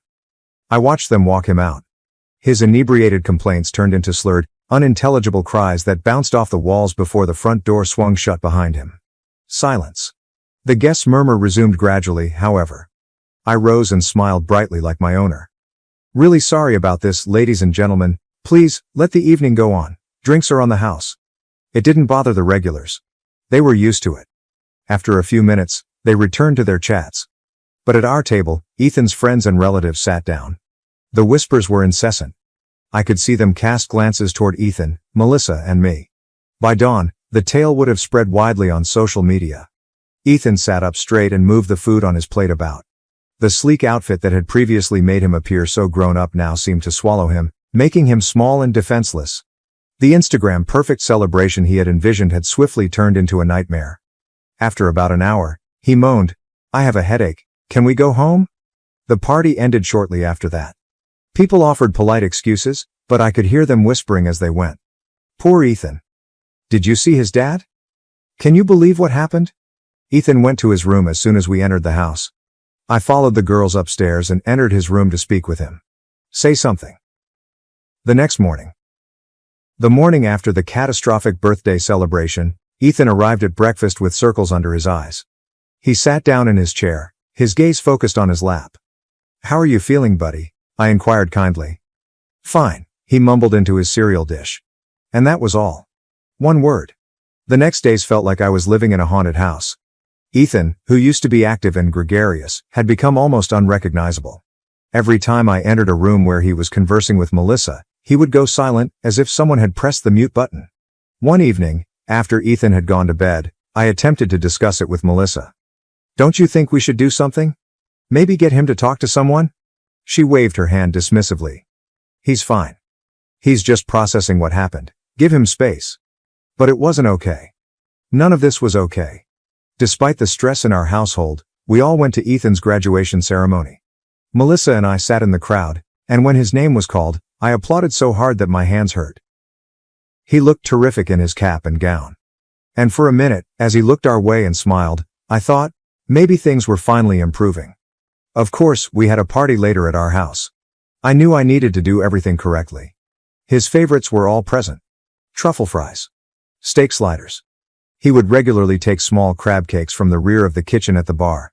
Even the absurd 3-tiered chocolate cake, which should have taken at least a week to perfect. His classmates arrived, and for a time, the house was filled with laughing and exciting conversation about college plans and summer getaways. For a few hours, everything seemed almost normal again. Ethan smiled. "Talking. He looks like his old self." I began to relax. I wondered if we'd turned a corner. Then his phone rang. Ethan stepped out into the hallway to answer it, and when he returned a few minutes later, there was something strange about his expression. A peaceful resolution. He approached me directly, for the first time in days, with any degree of willingness. "My dad is coming over," he added. "He wants to congratulate me on graduating." My stomach sank. "Absolutely not," I responded without hesitation. The memories of his birthday calamity are still too clear. "Ethan, think about what happened at your birthday. He showed up drunk. Caused a scene. Destroyed property. That was your fault," Ethan interrupted me, his voice rising. "None of that would have happened if you had just moved and let him sit down. He's my real dad. You should have just stepped aside." I stood there, feeling as if I'd been punched in the stomach. All the time. After several days of stillness? Was this what he had been thinking? Was I the one to blame? I turned urgently to Melissa. I was hoping, for once, that she would say something. Simply step up. Be the mother that Ethan needed. I said, "Please, Melissa. Tell him how inappropriate his father's behavior was at the birthday party."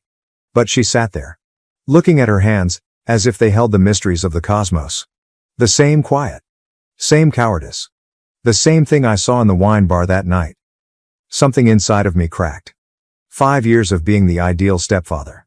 5 years of treading on eggshells. 5 years of making excuses for everyone else's actions. 5 years of enduring frustration, and everything started gushing out. Listen to me, Ethan, I replied clearly and firmly. That was my wine bar. I set that whole party up for you.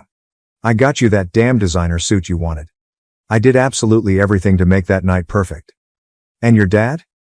He arrived drunk. Publicly shamed you. And now has property damages. He didn't even get you a present, Ethan. All he did was bring chaos and embarrassment. In an instant, Ethan's expression changed from angry to furious. No. Ethan's face changed from angry to furious in an instant. Oh my God, here we go again, he exclaimed, throwing up his hands. It's all about the money with you, isn't it? I paid for this, I bought that? You think because you have money, you can control everything. He turned to face his classmates, who were standing awkwardly in the living room, clearly wishing they were somewhere else. My real dad will be here soon, he remarked with a sour laugh. It'll be nice to finally have a normal person here instead of this. He motioned toward me as if I were some filth he had stepped on. Your father is not coming into this house, I attempted to explain, adjusting my voice to counteract the rising rage and hurt within me. That was when Ethan completely lost it. His face turned red, and he started ranting at me in front of the entire crowd. You're not my dad, he yelled. You're nothing to me, you're nobody. Who do you think you are to tell me what to do? Keep your nose out of my life, you're just some guy my mom married for his money. The room fell completely silent. I could see his friends fidgeting uncomfortably, some checking their phones, some staring at the ceiling. Ethan went back to them, his voice venomous. Let's get out of here. I don't want to celebrate in his house anyway. He underlined his as if it were filthy. His friends hurriedly filed out, without making eye contact with me. The front door slammed so hard that the windows trembled. I stood there. Alone. In my own apartment. Surrounded by discarded food and strewn dishes. Hit by a simulated truck. This had to be it. It needed to be enough. Melissa would eventually, at last, say something? Would she defend me after this? Mel? Melissa cleared her throat. She spoke coldly, detached. You had no right to throw the house and money in his face like that, she told him bluntly. You didn't need to remind him this is your house, that your money pays for everything. That was low. I stared at her. I saw her for the first time. You've got to be kidding me right now. Where were you when your ex was hurling plates across my wine bar? Where were you just now, when your son stood up in front of his entire graduating class and started screaming insults at me? Melissa simply shook her head. As if I were the insane one. You're the adult here, she retorted. You should know better than to get into an argument with a teenager. I gave out a sour laugh. And you should know better than to bury your head in the sand like a coward, I said. But that's what you do, isn't it? You just sit there silently while your ex-husband and your son treat me like garbage. Well, guess what? I'm done being everyone's punching bag. Melissa's expression darkened. She didn't say anything. She turned and began walking upstairs. A few minutes later, I heard the slam of the guest room door. The next morning breakfast seemed like a funeral. Melissa sat across from me, pushing scrambled eggs aimlessly around her plate while avoiding eye contact. I was just about to rise and leave the table when Ethan burst into the kitchen. Still dressed for last night's graduation celebration. I detected his beer breath somewhere between his door and the table. I looked sideways at Melissa, waiting for something. Anything. Her teenage son reeked of alcohol. Coming home at 9 a.m. However, as was often the case, she said nothing. She only stared at her plate. Where have you been all night? I inquired neutrally. Ethan turned to face me, his bloodshot eyes filled with hate. None of your business, he scoffed. You're not my dad. You're not anyone. Just some empty space taking up room in this house. Then he turned and staggered upstairs to bed. Melissa just sat there. Once again, there was silence. By this point, I was beginning to believe that silence was some kind of superpower she possessed. The week that followed was like trying to live in a house haunted by the poltergeist from hell. Ethan would not speak to me directly. Instead, he would speak about me as if I were not present. Dad, he'd tell Melissa, pointing to me as if I were a piece of furniture. Can you ask your husband to pass the salt? Or he'd walk into a room and tell his mother, this guy is in my way. And then simply stand there, waiting for me to move. I said nothing. I kept watching. 5 years. I'd wasted 5 years trying to be the ideal stepfather. Now, I was out. Let them show their true colors. And boy, was I prepared for a show and tell. Sunday. Melissa and I sat down for another silent dinner. Then Ethan burst into the dining room, waving an envelope around as if he'd won the lottery. "Dad, I got in," he exclaimed, almost jumping up and down. "NYU accepted me. I got into my dream school." I saw him run up to Melissa and hug her tightly. They were both grinning ear to ear. Ethan then turned to her and, with a sneer that I will never forget, said, "Tell your husband he needs to pay for my tuition." Something inside me has just snapped. I smiled, but it was not a warm, pleasant smile. A chilly and sharp one. "I won't be paying for your college education," I stated emphatically. "You've made it very clear that I'm not your father. I'm nobody, remember? Well, guess what? This nobody's wallet is closed. Why don't you ask your real dad to pay for college?" Ethan's cheeks became an awful shade of red. "You vindictive piece of—" He began shivering, tears welling in his eyes. But I didn't feel anything. "You're doing this to punish me. You're just evil." I stood there, strangely calm as he screamed insults at me. It was like witnessing a hurricane from a window. I could see the turmoil, but it couldn't affect me anymore. "Mom!" Ethan exclaimed to Melissa. "Make him pay. He has to pay." Melissa cleared her throat, adopting the patronizing tone I had come to despise. "Come on, honey, quit joking around," she told me. "You know you need to pay for Ethan's education." I pulled back my chair and stood up. I've made myself perfectly clear. I will not pay tens of thousands of dollars in tuition for someone who spent weeks telling me I'm nothing to him. Someone who treats me as if I don't exist in my own home. Then I turned and left the dining room. Ethan's shrieks followed me up the stairs. I could hear him having what sounded like another epic tantrum. Plates crash. Chair scraping. Theatrical sobs. Like father, like son, I reasoned bitterly. I sat in my bedroom, listening as the ruckus downstairs gradually subsided.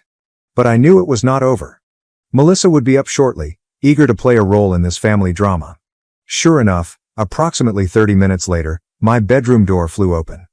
Melissa stormed in. Red-faced with rage. "I'm sick of it," she exclaimed at me. "Sick of you and your games? You need to grow up and pay for Ethan's education." I glanced at her calmly from where I sat on the bed. "No. You and your ex can figure out how to pay for NYU. I'm sure between the two of you, you can work something out." Melissa's jaw constricted. She began pacing the room, like a caged animal. "You're being completely selfish. He's just a teenager, for God's sake. You're the adult here, you need to be the bigger person," I observed her, remembering.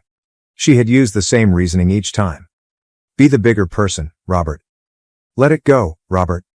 He's just a kid, Robert." Constantly making excuses? They were always smiling, nodding, and opening my wallet while treating me like dirt. I took a big breath and gently exhaled. "A teenager who's old enough to know better," I remarked gently. "An adolescent has made it abundantly apparent how he thinks about me. Why should I invest in his future when he has only shown me contempt?" Melissa paused her pacing and gently turned toward me. Her expression was frigid. "Fine then. Let me make this simple for you. Either you pay for Ethan's education, or I'm filing for divorce." She obviously expected me to cave, break down, cry, or beg her not to leave. To pay immediately. That is what the better man would do, correct? I shrugged. "Okay. Get divorced." Her expression was almost comical. Her mouth opened and closed several times, but no words emerged. Apparently, she did not expect me to call her bluff. "I'll call my lawyer first thing in the morning," I stated with a stern voice. "Until then, you and Ethan can start finding yourselves a new place to live." Melissa said nothing. She just stood there, staring at me, almost for the first time. Finally, without another word, she turned and walked out, silently closing the door behind her. The next morning, I came downstairs to find Ethan sitting at the dining table, waiting for me like an ambush. The scene was masterfully staged. Ethan has red-rimmed eyes. Melissa, with her finely honed expression of concerned authority. Melissa murmured, "Honey," with that deceitful smile I'd never noticed before. "We've all had a chance to calm down and think about things." Ethan nodded profusely, resembling a well-bred puppet. "We all just overreacted yesterday," he continued, his voice thick with honey. I paused in the doorway, a peculiar sense of clarity sweeping over me. It was like I was seeing them both for the first time. I really see them. Melissa went talking, her voice adopting the reasonable tone she often used when she desired something. "We're family. Families fight, but they also make up. And since you were the one who escalated things with this whole college situation, It would mean a lot if you took the first step toward reconciliation. Ethan jumped in on cue. Yeah, and if you helped with tuition, it would show that you're really sorry and want to make things right. I nearly laughed. They genuinely believed they could influence me so easily. That all it would take was some staged remorse and scripted phrases about family. Actually, I said as I reached for my cell, I just got off the phone with my lawyer 5 minutes ago. The divorce papers should be ready by this afternoon. Their expressions shifted in an instant. Ethan's phony smile evaporated, leaving his face stunned. Melissa's face flushed a familiar angry red. I turned to Ethan. Congratulations, I stated frankly. You won't have to deal with your not dad interfering in your life anymore. Isn't that what you wanted? Ethan burst into tears. This time, they're real. Not the calculated ones from earlier. But I was tired of being deceived by teenage tears. Melissa rushed to her feet so quickly that her chair nearly collapsed. She stormed upstairs without saying another thing. Moments later, I heard her yanking drawers open and slamming closet doors. They packed in complete silence. No more harsh speeches? No more insincere apologies. Just the sound of luggage being stuffed and doors slamming. I believed it had finally ended. I was mistaken. The messages began that same night. First, from Melissa. We all said things we regret. Let's talk about this like adults. Then from Ethan. I am so sorry if I hurt your feelings, but you are really being totally unfair about college. When I said nothing, the text became more harsh. You are being obstructive and destroying this family. I hope you enjoy being all alone with your money. You'll be sorry later when you're old and alone with nobody. I said nothing. I made sure there was a prenuptial agreement, so the divorce was speedy. Melissa naturally tried to oppose it. But my lawyer handled it swiftly.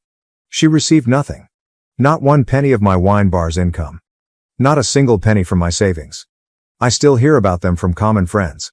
They live in a little apartment across town. Ethan couldn't afford NYU and now works in a mall. Melissa is striving to resume her accounting profession, but things aren't going well. Since then, I've redecorated the house. I got rid of all the furniture that reminded me of them. The space feels larger these days. Lighter, somehow? Or maybe it's just me. Finally liberated from the burden of attempting to purchase affection from those who were only interested in selling.